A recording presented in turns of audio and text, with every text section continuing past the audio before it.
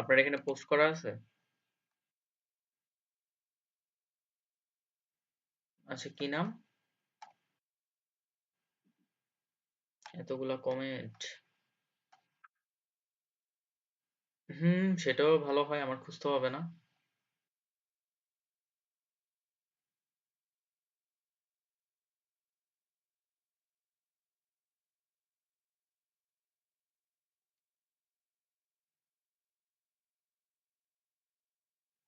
হুম,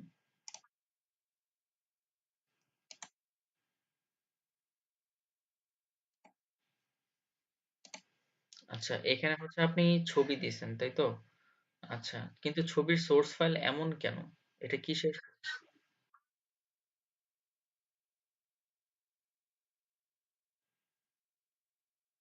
এটা আপলোড করতে হয় না তো, যে এটা মানে এক্সট্রা করতে গেছেন, ওকে ফাইন, এই জন্যই হচ্ছে হয়নি, পারফেক্টলি করতে পারে নাই, এই জন্যই আসেনি। সমস্যা নেই, আজকের প্রজেক্টে আমাদের ছবি ব্যবহার হবে এবং সেগুলো কিভাবে গিটহাবে আপলোড দিতে হয় সেটাও দেখে ফেলবেন। ঠিক আছে? ওহ, লিঙ্ক আপ করে দিছেন, ভেরি গুড। বাহ, ভালোই তো করছেন। এটা কন্টেন্ট টন্টেন্ট বসাইছেন, যাক ভালো হয়েছে। যেমনই মানে করলেন, একটা হয়ে গেছে মানে, এই কয়দিন হয়েছে, মাত্র 1 সপ্তাহে যা করছেন এটা অনেক। ওকে, আর কেউ আছেন এরকম, মানে একটু দেখাতে চান? হ্যাঁ, বলেন।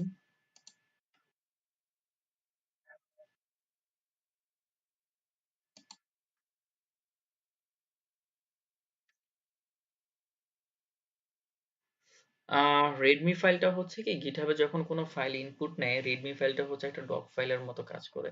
ওইখানে আপনি হচ্ছে ফাইলের ডকুমেন্টেশন হচ্ছে লিখার জন্য হচ্ছে দিতে হয়। তো এটা একটা গুড প্র্যাকটিস, এটা আপনি যে কোনো প্রজেক্ট আপলোড করার সময় রেডমি ফাইলটা রাখলেন, যাতে পরবর্তীতে যে প্রজেক্টটার ইন ডিটেলস ডকুমেন্টেশন আপনি ওখানে লিখে রাখতে পারেন। সো এই জন্য হচ্ছে ওইটা দেয়া আর কি।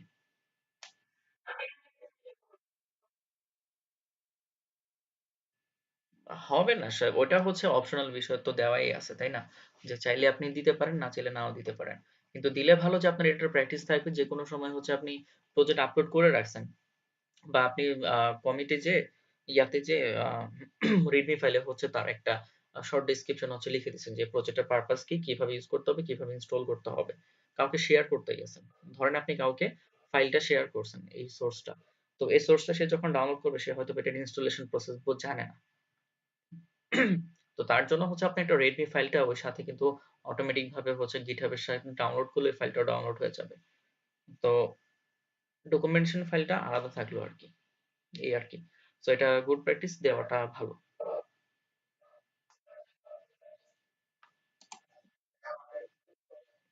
বলেন।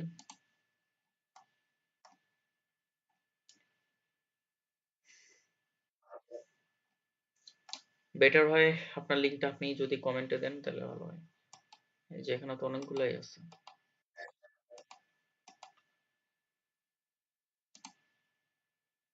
হুম।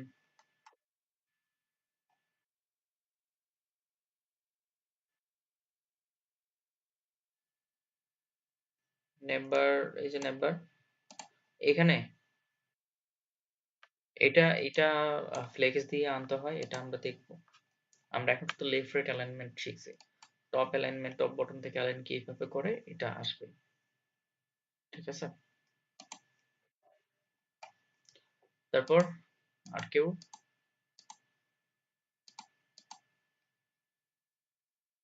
আর কারো কোনো কিছু আছে বলার বা জানার? বলেন, কোনো কোশ্চেন থাকলে হচ্ছে বলতে পারেন।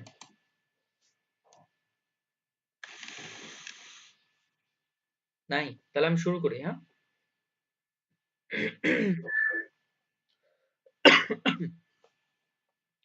আচ্ছা, চলেন আজকে হচ্ছে আমরা একটা ডিজাইন নিব, সেই ডিজাইনটাকে হচ্ছে আমরা আজকে মানে কনভার্ট করা শুরু করব এইচটিএমএল এবং সিএসএস এর থ্রুতে, একটা ওয়েব পেজের লুকে হচ্ছে নিয়ে আসবো।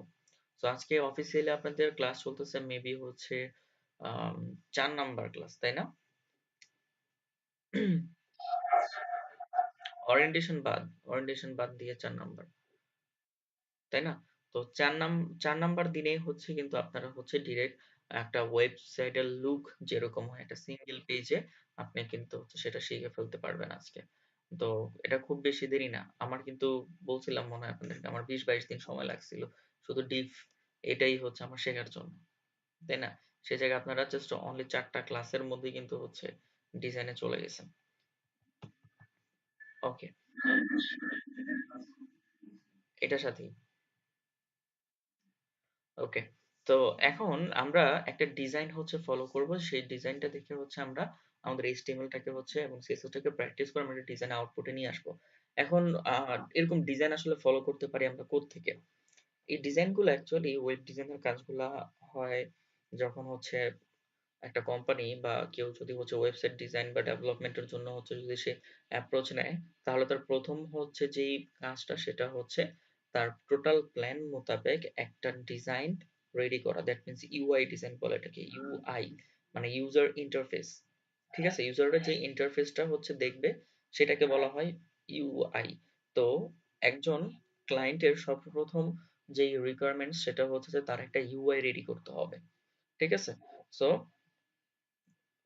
হ্যাঁ রেকর্ড চলতেছে রেকর্ড চলতেছে ওটা নিয়ে সমস্যা নেই তো যেটা বলতেছি যে আপনাকে হচ্ছে প্রথমে একটা ইউআই তৈরি করতে হবে এবং সেই ইউআইটাকে এরপর ফাইনালি ওয়েব পেজে কনভার্ট করতে হবে মানে আগে ভিজুয়ালাইজেশনটা রেডি করে রাখতে হবে যদি ভিজুয়ালাইজেশন রেডি না থাকে আমরা আসলে ওয়েবসাইট বানাইতে পারবো না কারণ আমরা ওয়েবসাইটের নিয়ে আমরা কি কোড চিন্তা করব নাকি আমরা ডিজাইন চিন্তা করব বাটনের কালার কি হবে টেক্সটের কালার কি হবে কোথায় ইমেজ দিব কোথায় কন্টেন্ট দিব এগুলা ভাই আমরা চিন্তা করতে পারবো না আমাদের তো টাইম নেই ঠিক আছে তো আমাদেরকে যেটা হবে যে আমাদের কাছে হচ্ছে একটা ডিজাইন চলে আসবে আমরা সেই ডিজাইনটা দেখবো হ্যাঁ সে এরকম কালার ব্যবহার করছে সে এরকম শ্যাডো ইউজ করছে সে এরকম বাটন দিছে সে এরকম টেক্সট দিছে সে এরকম হেডিং দিছে সে এরকম ৩টা ব্লক দিছে ৪টা ব্লক দিছে আমার কাজ হইতেছে তার এরকম গ্রাফিক্যাল ডিজাইনটাকে হচ্ছে এবার জীবন্ত করা কোডের মাধ্যমে সেটা একটা ইমেজ অর একটা ফাইল টাইপ সেটাকে হচ্ছে এখন আমি ওয়েবসাইট বানাবো তো আমার কাজ হচ্ছে ওয়েবসাইট বানানো আমার কিন্তু কাজ না ইউআই নিয়ে চিন্তা করা সো এটা হচ্ছে আমাদের ক্লায়েন্টরাই প্রোভাইড করে সো আমরা যখন কাজ করব তখন আমাদের ইউআই ক্লায়েন্টে দিয়ে দিবে যদি ক্লায়েন্ট ইউআই না দেয় সেক্ষেত্রে যেটা হয় যে আমরা আম, কয়েকটা টেমপ্লেট দেখি সিমিলার টাইপস এর যে তার কি ধরনের ওয়েবসাইট লাগবে ওই ওরকম সাইটের কিছু ওয়েবসাইট আমরা গুগলে বা থিম ফরেস্টে আমরা হচ্ছে কিছু ওয়েবসাইট টেমপ্লেটের মার্কেট প্লেস আছে সেখানে আমরা একটু দেখি ওখান থেকে আইডিয়া নিয়ে হচ্ছে তারপর তার একটা বানাই দিই হুম সো একটা ২ টা ভাবেই হয়। কোনো ক্লায়েন্ট আমাদেরকে ইউআই প্রোভাইড করে, কোনো ক্লায়েন্ট হচ্ছে আমাদেরকে দেয় না। সেটা হচ্ছে তখন আমরা কয়েকটা ৪-৫ টা ওয়েবসাইট দেখে সেখান থেকে হচ্ছে একটু ইন্সপায়ার্ড হয়ে তারপর হচ্ছে আমরা তাদেরকে একটা কোড করে একটা কিছু বানাই দিই। ঠিক আছে? তো আমাদের আজকে হচ্ছে সেই আমরা একটা ইউআই ফলো করব ১ম থেকেই এবং যতদিন আপনি প্র্যাকটিস পারপাস এ কাজ করবেন বা যতগুলা কাজই করবেন না কেন আন্দাজে করবেন না। সবাই অবশ্যই হচ্ছে কোনো একটা ডিজাইন প্যাটার্ন সামনে নিয়ে বসে, হ্যাঁ আমি এইটা কনভার্ট করব বা এই ওয়েবসাইটটা সুন্দর বা এই পেজটা সুন্দর, হ্যাঁ আমি এটার মতো করে বানাই এখন। সো এভাবে কাজ করবেন। এটা করলে যেটা হবে কোনো একজন ইউআই ডিজাইনার সে তো আর হচ্ছে যেন তেন মাথা নিয়ে বসে নাই। ঠিক আছে? সেই জিনিসটা নিয়ে শিখছে, সেই জিনিসটার স্ট্র্যাটেজি সম্পর্কে জানে, টার্মস এন্ড কন্ডিশন কিভাবে ফলো করতে হয়, হুম? ফন্টের সাইজ কেমন দিতে হয়, গ্যাপ কেমন দিতে হয়। সো এগুলা কিন্তু ওই লোক পড়াশোনা করছে এগুলা নিয়ে।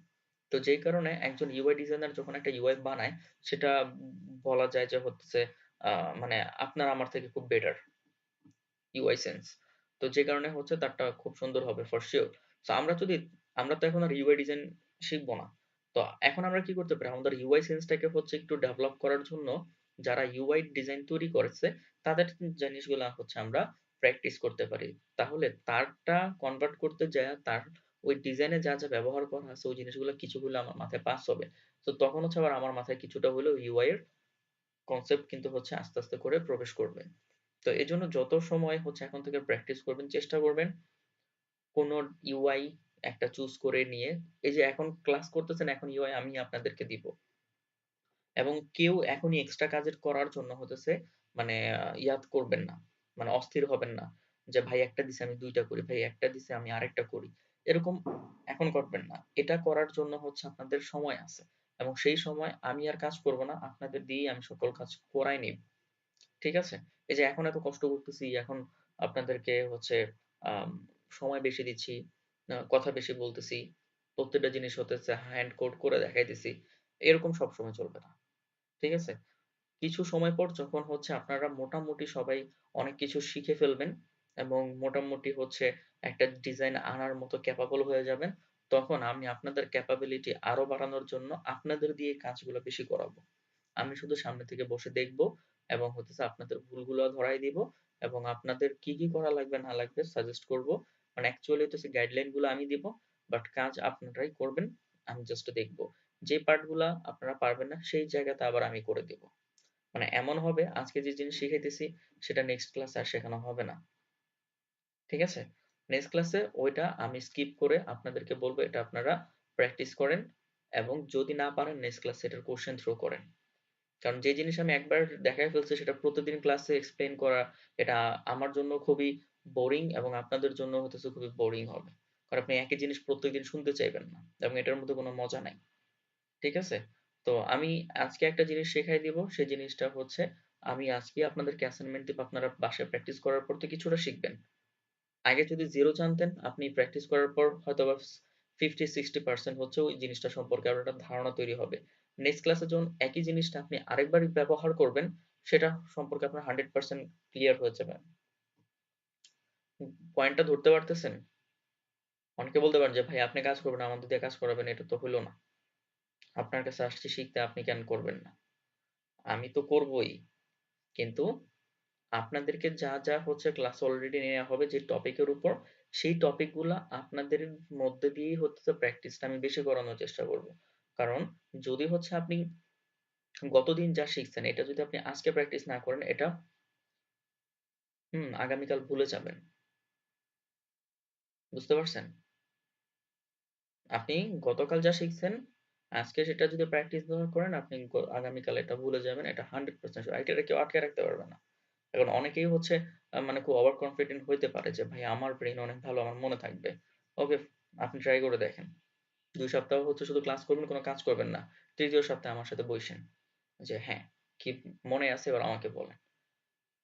10%ও দিতে পারবেন না, 100% শিওর। বুঝতে পারছেন? তো এটাতে কেউ করে না যে হচ্ছে আমি কোনোদিন স্কিপ করে যাব। আমি কখনোই কোনো কিছু স্কিপ করি না। উল্টো হচ্ছে আরো বেশি দেওয়ার চেষ্টা করি। এবং আমার প্রত্যেকটা স্টুডেন্টদেরকে হচ্ছে আমি খুব মানে কেয়ার করি। যাতে করে হচ্ছে তারা ভালো কিছু শিখতে পারে। প্রয়োজনে তাদের জন্য অনেক কিছুই আমি অফার করি। হুম? সো ওই জিনিসগুলা নিতে হবে আমার কাছ থেকে। যে কেউ যদি হচ্ছে মানে কোনো ব্যাচে এমন হয় যে সব ব্যাচে কিন্তু আমি সমান এফোর্ট দিতে পারি না। কারণটা হচ্ছে সব ব্যাচের স্টুডেন্টরা সমান না। কিছু ব্যাচের স্টুডেন্ট আছে খুবই ভালো, তাদেরকে হচ্ছে দিতেই মন চায়। যে যত পারি তাদেরকে দিতে থাকি। কারণ তারা নিতেছে। কিছু ব্যাচ আছে তাদেরকে যতই বলি না কেন কোনো কাজই হয় না। এখান দিয়ে কথা ঢুকাচ্ছে ওখান দিয়ে বের করে দিচ্ছে, তারা তাদের মতোই আছে। তাদের জন্য তো কিছু করার ভেতর থেকে আগ্রহ জন্মায় না। ঠিক আছে? তো এগুলা কিন্তু মানে আদায় করে নিতে হয় কিছু বিষয়। ইভেন আপনাদেরকে তো বলছিলাম যে হচ্ছে আমি আমার স্টুডেন্টদেরকে হচ্ছে আমার নিজের সাথে হচ্ছে কয়েকটা কাজে হচ্ছে তাদেরকে হচ্ছে আমি রাখি, তাদের কিছু শেখাই। ঠিক আছে? কিন্তু এতেও কিন্তু হচ্ছে আমি খুব ফিল্টার করি। সবাইকে আমি নেই না। ঠিক আছে? সো যে ব্যাচ থেকে হচ্ছে কাউকে দেখি যে না তার এফোর্ট, তার মানে ডেডিকেশন সবকিছু হচ্ছে খুব ভালো এবং সে ডেডিকেটেড এই জিনিসটার প্রতি, শুধু তাদেরকেই হচ্ছে একটা সুযোগ হচ্ছে তখন হচ্ছে দেই। তো এই সুযোগগুলা নিতে হবে। এমন অনেক ব্যাচ আছে যে ওইখান থেকে কাউরেই নেয়নি। ঠিক আছে? তো এরকম অনেক ব্যাচ আছে। আবার কিছু, কিছু ব্যাচ এমনও হয় যে হচ্ছে মানে কথাই শুনে না, কিছুই শুনে না। বা কাজের প্রতি হচ্ছে ২-১ জন ছাড়া তেমন কোনো ইন্টারেস্ট না। সো তখন কিন্তু হচ্ছে ওদের মানে ক্লাস নিতেও কিন্তু ইন্টারেস্ট পাই না। আমি জানি যে আজকে আমি ঢুকবো, ঢোকার পর দেখবো যে হতেছে কেউ অ্যাসাইনমেন্ট করেনি। আমি আমার মতো বকবক করব, বের হয়ে যাবো। মানে আমার কাছে মনে হয় যে তখন আমি ক্লাস করি না। স্ক্রিন রেকর্ড করতেছি, তারপর স্ক্রিন রেকর্ড করে বের হয়ে যাইতেছি। Video recording. মানে কোনো মানে ফিলিংস থাকে না ওই জিনিসগুলোর মধ্যে। সো আমি যেই মানে যে জিনিসগুলা বলবো এই জিনিসগুলা হচ্ছে টোটালি ফলো করবেন। আম ইনশাআল্লাহ এটা থেকে হচ্ছে একটা ভালো রেজাল্ট বের করতে পারবেন। কারণ আমি যে জিনিসগুলো বলবো এটা হচ্ছে একটা পরীক্ষিত আ ওয়ে এবং এগুলা অনেকবার হচ্ছে এপ্লাই করা হইছে। এখান থেকে প্রতিবারই রেজাল্ট বের হইছে। প্রত্যেকটা বারই হচ্ছে এই জিনিসগুলা থেকে রেজাল্ট আসছে। সো ওই জিনিসগুলো একটাও হচ্ছে আমার কাছে মনে হয় না যে একটা জিনিসও ফেল না বা কেউ হচ্ছে একটু কম গুরুত্ব দিয়ে নিতে পারবে। সো আমি যদি বলি যে কাজ করেন, করতে হবে। আমি যদি বলি যে না আজকে কাজ করার দরকার নাই, করবেন না। ঠিক আছে? সো এমন মানতে হবে আরকি।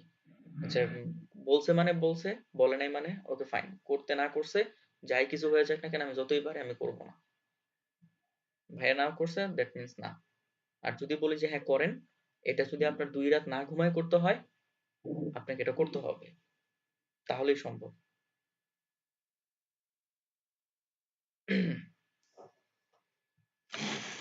ওকে।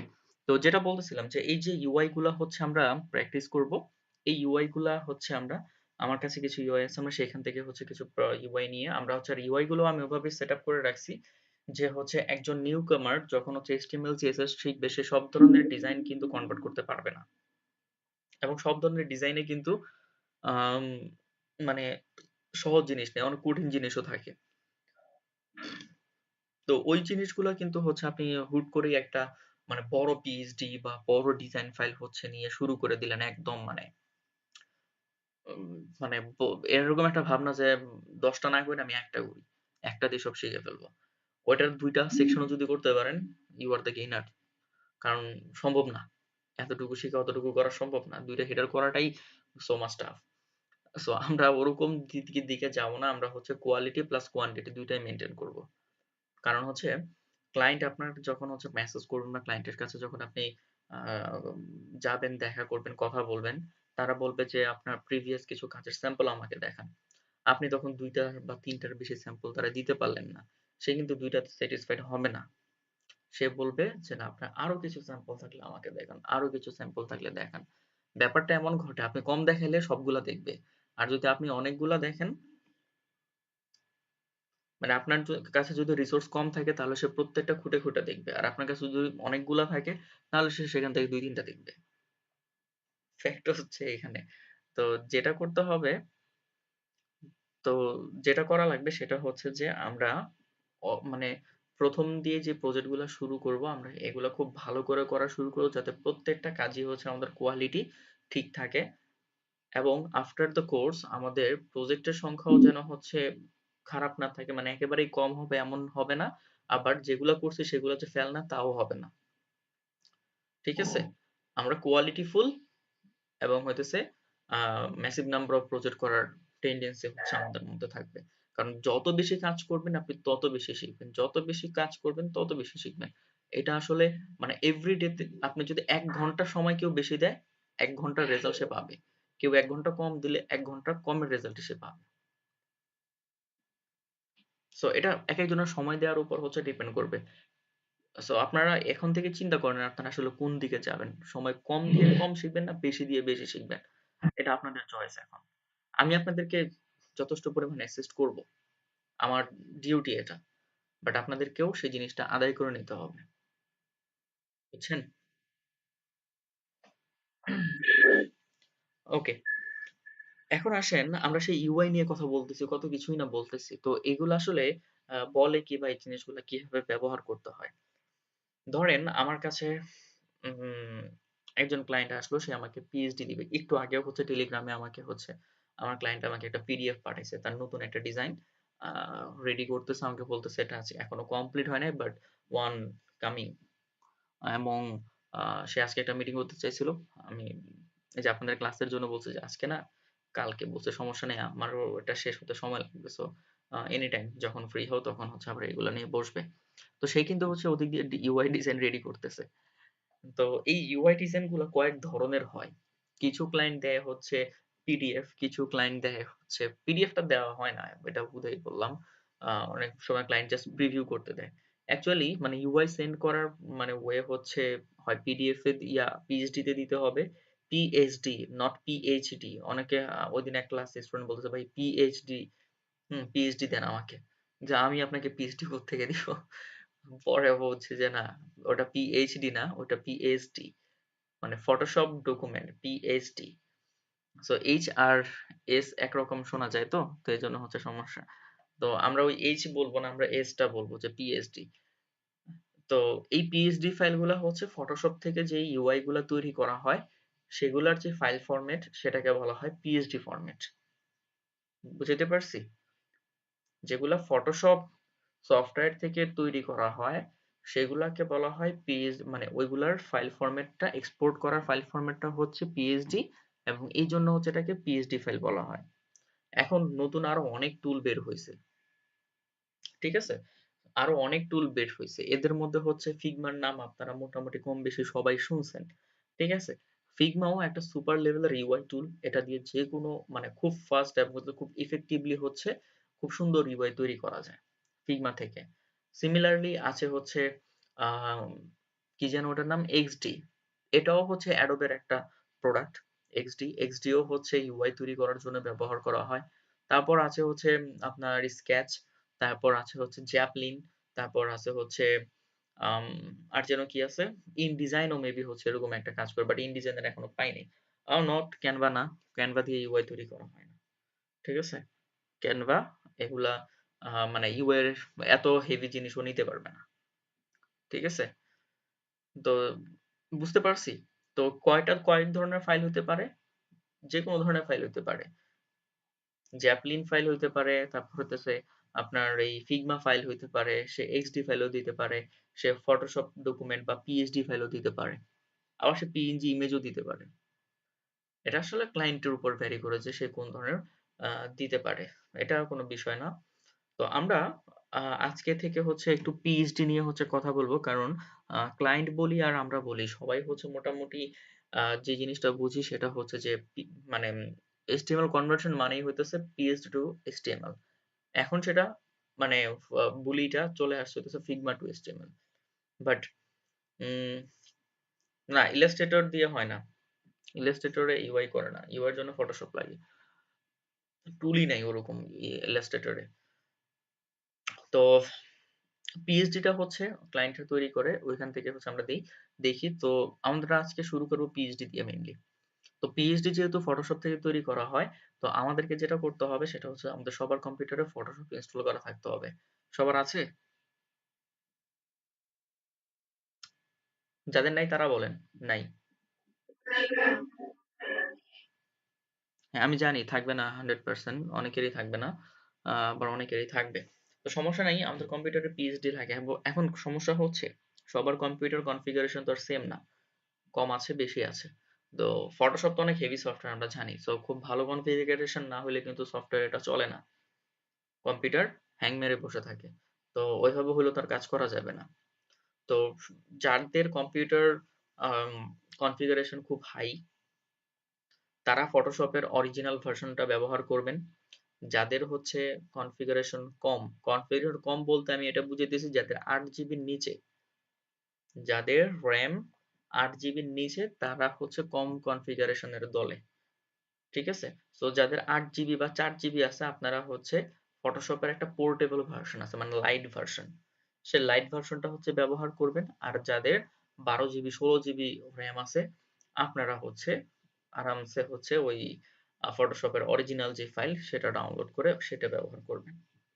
সো এবার বুঝা গেছে যাদের হচ্ছে কম বেশি।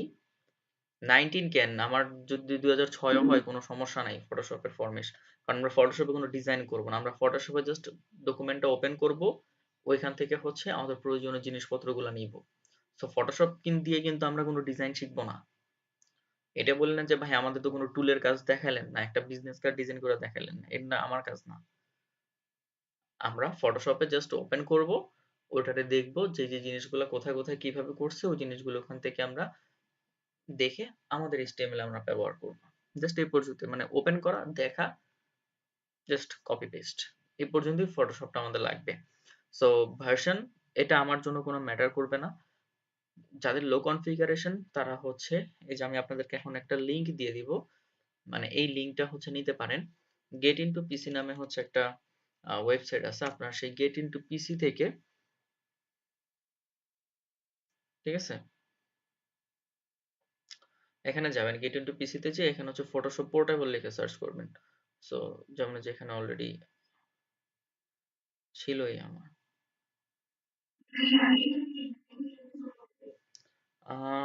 ম্যাকে, হ্যাঁ হইতে পারে।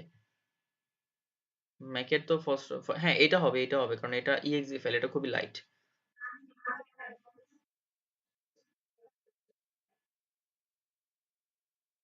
হ্যাঁ, এটা আপনি ইউজ করতে করে দেখতে পারেন কারণ এটা লাইট, তো এটা হচ্ছে অত বেশি ইয়া না, এটা হচ্ছে জাস্ট একটা ইএক্সি ফাইল। ফটোশপের টুকটাক খুঁটিনাটি কয়েকটা টুল থাকে এবং এটা দিয়ে হচ্ছে আমাদের ডিজাইন রিলেটেড কাজ হয়ে যায়। ঠিক আছে? তো সবাই যেটা করবেন, আমি যে লিঙ্কটা হচ্ছে আমি গ্রুপে দিয়ে দিতে এখানে দিয়েছি, কেউ একজন গ্রুপে পোস্ট করে দেন এই লিঙ্কটা। হ্যাঁ, আপনাদের ফেসবুক গ্রুপে পোস্ট করে দেন ফটোশপ ডিজাইনের জন্য হচ্ছে এটাকে ডাউনলোড করে নিতে। তো এটাকে এখান থেকে জাস্ট ডাউনলোড করবেন এবং ডাউনলোড করার পর জাস্ট জিপ ফাইল একটা ডাউনলোড হবে, জিপটাকে এক্সট্রাক্ট করার জন্য যেখানে একটা পাসওয়ার্ড আছে দেখেন 123, সো এই পাসওয়ার্ডটা দিয়ে আপনি এটাকে এক্সট্রাক্ট করে নেবেন এন্ড দেন ডান। চ্যাট গ্রুপে দিতে বলি নাই, ফেসবুক গ্রুপে বলছি।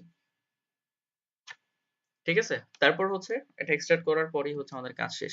এবং এক্সট্রাক্ট করার পর আপনারা যেটা দেখতে পারবেন, এবং আমি যেহেতু হচ্ছে আমরা ওয়েবের কাজ করি, আমাদের হচ্ছে মানে আমি মেন্টরিং করি, সো সবার কথাই আমার চিন্তা করতে হয়, সো যেই কারণে আমাকে নিজেও পোর্টেবলটা ব্যবহার করতে হয়। তো পোর্টেবলটা এক্সট্রাক্ট করার পর যে ফোল্ডারটা থাকবে তার ভিতরে ঢুকলে সবাই দেখতে পারবেন যে এখানে হচ্ছে ফটোশপ CS6p portable.exe নামে একটা ফাইল আছে। ভেরি লাইট ওয়েট, দেখেন কত সাইজ, মাত্র 86 কেবি। ফটোশপের সাইজ কি এত কম হয় বলেন? ফটোশপের সাইজ কি এত কম হবে? অনেক হেভি, অনেক হেভি একটা সফটওয়্যার। তো যেহেতু এটা এত হেভি একটা সফটওয়্যার, এখানে হচ্ছে 86 কেবি। ঠিক আছে? তো এটা তো মানে এখন এটা ব্যবহার করতে হয় যে যাতে সবাই হচ্ছে ফ্রিলি একটু ম্যানেজ করতে পারে আর কি বিষয়টা। সো এখানে মানে আপনারা জাস্ট এই exe ফাইলটাকে হচ্ছে প্রত্যেকবার রান করতে হবে। এটা আমার কাছে নাই।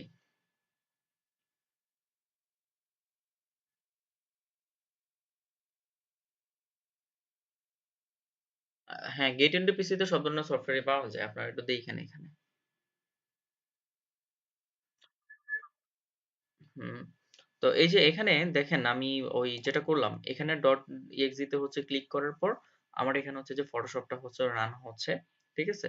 রান হয়ে গেলে দেখবেন যে হচ্ছে এখান থেকে আমরা খুব ইজিলি একটা মোটামুটি হচ্ছে ফটোশপের ইন্টারফেসই কিন্তু হচ্ছে আমরা পেয়ে যাব যেমনটা আছে, এবং সে যেকোনো ধরনের ফটোশপ ফাইল হচ্ছে এখানে লোডও নিবে। এই যে চলে আসছে ফটোশপে, মানে অরিজিনাল নতুন ভার্সন গুলাতে আরো অনেক কিছু থাকে, বাট আমাদের যতটুকু আছে মোর দেন এনাফ। ঠিক আছে? ওকে। সো ফটোশপ দেখে ভয় পাওয়ার কিছু নেই, আমি এখানে কিছুই করবো না, যদিও আমি এখানে ফটোশপে কোনো কাজ পারি না। আমি জাস্ট হচ্ছে আমার যতটুকু লাগে আমি ততটুকু হচ্ছে just শিখে নিছি। কারণ ফটোশপ আমার কাছে মানে ডিজাইন যে থিঙ্ক করা, ডিজাইনের বিষয় নিয়ে হতেছে মাথা ঘামানো আমার ছোটকাল থেকে হচ্ছে ভীতি যে হতেছে আমি আর যাই হোক আমি ডিজাইন পারবো না। ঠিক আছে? মানে একটা ডিজাইন চিন্তা করা এটা আমার সব সময়ের জন্য আমার জন্য একটা অন্যরকম একটা মানে ভয়ের কাজ। সো আমি ডিজাইন কখনো চিন্তা করতে পারি না। স্টিল নাও আমার ডিজাইন আমি চিন্তা করতে পারি না যে মানুষে যে বসে একটা জিনিস থিঙ্ক করে তারপর ওটা নিয়ে হতেছে বানায়। আমি ভাই এগুলো আমার হয় না। আমি মানে আমার বিরক্ত লেগে যায় যে এত ব্রেইন স্টর্ম করা লাগে। এজন্য হচ্ছে গ্রাফিক ডিজাইনারদেরকে আমি সবসময় হচ্ছে অন্যরকম হচ্ছে একটা রেসপেক্ট দিই যে না তারা আসলেই জিনিয়াস। ঠিক আছে? হ্যাঁ। তো এখন এই ফটোশপের মধ্যে হচ্ছে আমার কাছে একটা ফাইল আছে, পিএইচডি আছে, সেই পিএইচডিটাকে আমি এখানে ওপেন করবো, সেই পিএইচডিটাকে হচ্ছে আমি কাজ করব। সো আমার প্রথম দিকের পিএইচডি গুলা সব ক্লাসেই হচ্ছে সেম থাকে, বাট পরের গুলা হচ্ছে আর সেম থাকে না। পরের গুলা হচ্ছে এক একটা এক এক রকম জায়গা থেকে হচ্ছে সোর্স থেকে হচ্ছে তাদেরকে দেই। তো প্রথম যে পিএইচডিটা সবার জন্যই কমন সেটা হচ্ছে যে মিনিমো নামে একটা পিএইচডি আছে। হুম, আমি এটা এখানে ওপেন করি এবং হচ্ছে এটা দেখতে পারবেন। যারা প্রথমবার দেখতেছেন তাদের কাছে এটা খুব জোস লাগবে। যারা হয়তোবা অনেকেই আছেন, আমারও হচ্ছে কিছু এক্স স্টুডেন্ট আছেন, তারা এটা আগেই দেখছেন। আপনারা জানেন যে এটা মানে কতটা কি। তো বাট আহ, এইটা রাখার কারণটা হচ্ছে এখানে আসলে অ্যাডভান্স সিএসএস নাই খুব একটা, এবং আমরা এই যে গতদিন যা শিখছি, হ্যাঁ, এবং তার সাথে নতুন দুই একটা টার্ম অ্যাড করলেই আমরা এই পুরো ডিজাইনটা হচ্ছে রেডি করে ফেলতে পারবো। সো আই থিংক এটা হচ্ছে আমাদের প্রতিনিয়ত শেখার যে গ্রোথ, সেই গ্রোথটাকে হচ্ছে একটা অ্যাকচুয়াল আউটপুটে দেখার জন্য দিস ইজ দ্য বেস্ট। ঠিক আছে? সো এই যে আমরা গতদিন HTML, CSS, ইমেজ ট্যাগের ব্যবহার সবই আমরা দেখছি। আমরা ট্যাগের ব্যবহার দেখছি, CSS ও দেখছি, লেআউটও দেখছি। ৩ টা জিনিস এখানে আছে। শুধু এক্সট্রা ভাবে আছে হচ্ছে মার্জিন প্যাডিং, যেটা আমরা গতদিন দেখি নাই। এই যে একটা জিনিস দেখলেই হইতেছে আমরা যেরকম ২ টা বক্স পাশাপাশি আনার জন্য ফ্লেক্স ইউজ করতে হয়, আমরা এটা জানি। তারপর CSS দিয়ে কালার দিতে হয়, সেটা আমরা জানি। তারপর যাই করা লাগে না কেন সবই হচ্ছে আমরা এখানে জানি। শুধু জানি না যেটা, সেটা হচ্ছে কিভাবে মার্জিন প্যাডিং মেনটেন করতে হয়। এই একটা জিনিস শিখলে আমরা এই পুরো ডিজাইনটা কিন্তু হচ্ছে করে ফেলতে পারবো। সো প্রথমবার আপনাদের হচ্ছে কনফিডেন্স গ্রো এর জন্য বলেন বা আপনারা যা শিখছেন সেটার একটা অ্যাকচুয়াল মানে প্রিভিউ চোখের সামনে হচ্ছে আপনারা যাতে দেখতে পারেন, দ্যাটস ওয়াই হচ্ছে এমন একটা জিনিসকে রাখা যেটা আপনারা যা শিখছেন তার উপর বেস করে তৈরি করতে পারবেন। মানে এক কথায় হচ্ছে আপনি সিঁড়ি বাইতেছেন। সো আপনি যা শিখছেন তার পরের সিঁড়ি হইতেছে নট অনলি মিনিমো টাইপস বা এটার মতো হচ্ছে সিম্পল কিছু ডিজাইন কনভার্ট করে সেটাকে প্র্যাকটিস করা। এরপর তার থেকে একটু অ্যাডভান্স, তারপর তার থেকে একটু অ্যাডভান্স, তারপর তার থেকে একটু অ্যাডভান্স। এটা একা একা শিখতে গেলে আপনি বুঝবেন না যে কোনটা অ্যাডভান্স বেশি, কোনটা অ্যাডভান্স কম, কোনটা এখন আপনার করা লাগবে, কোনটা এখন আপনার করা লাগবে না। সেই জন্যই আমি আছি। বুঝতে পারছি সবাই? ক্লিয়ার? ক্লিয়ার? কোনো কথা আছে?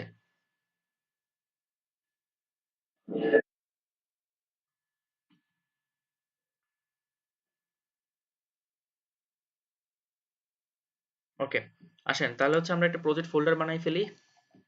ডিজাইন রেডি করলাম, ডিজাইন আনলাম, সবই হইলো। এখন আমরা একটা প্রজেক্ট ফোল্ডার করে কাজ করা শুরু করে দেই। তো এখানে এসে প্রজেক্ট ফোল্ডারের নাম কি দিব? মিনিমো।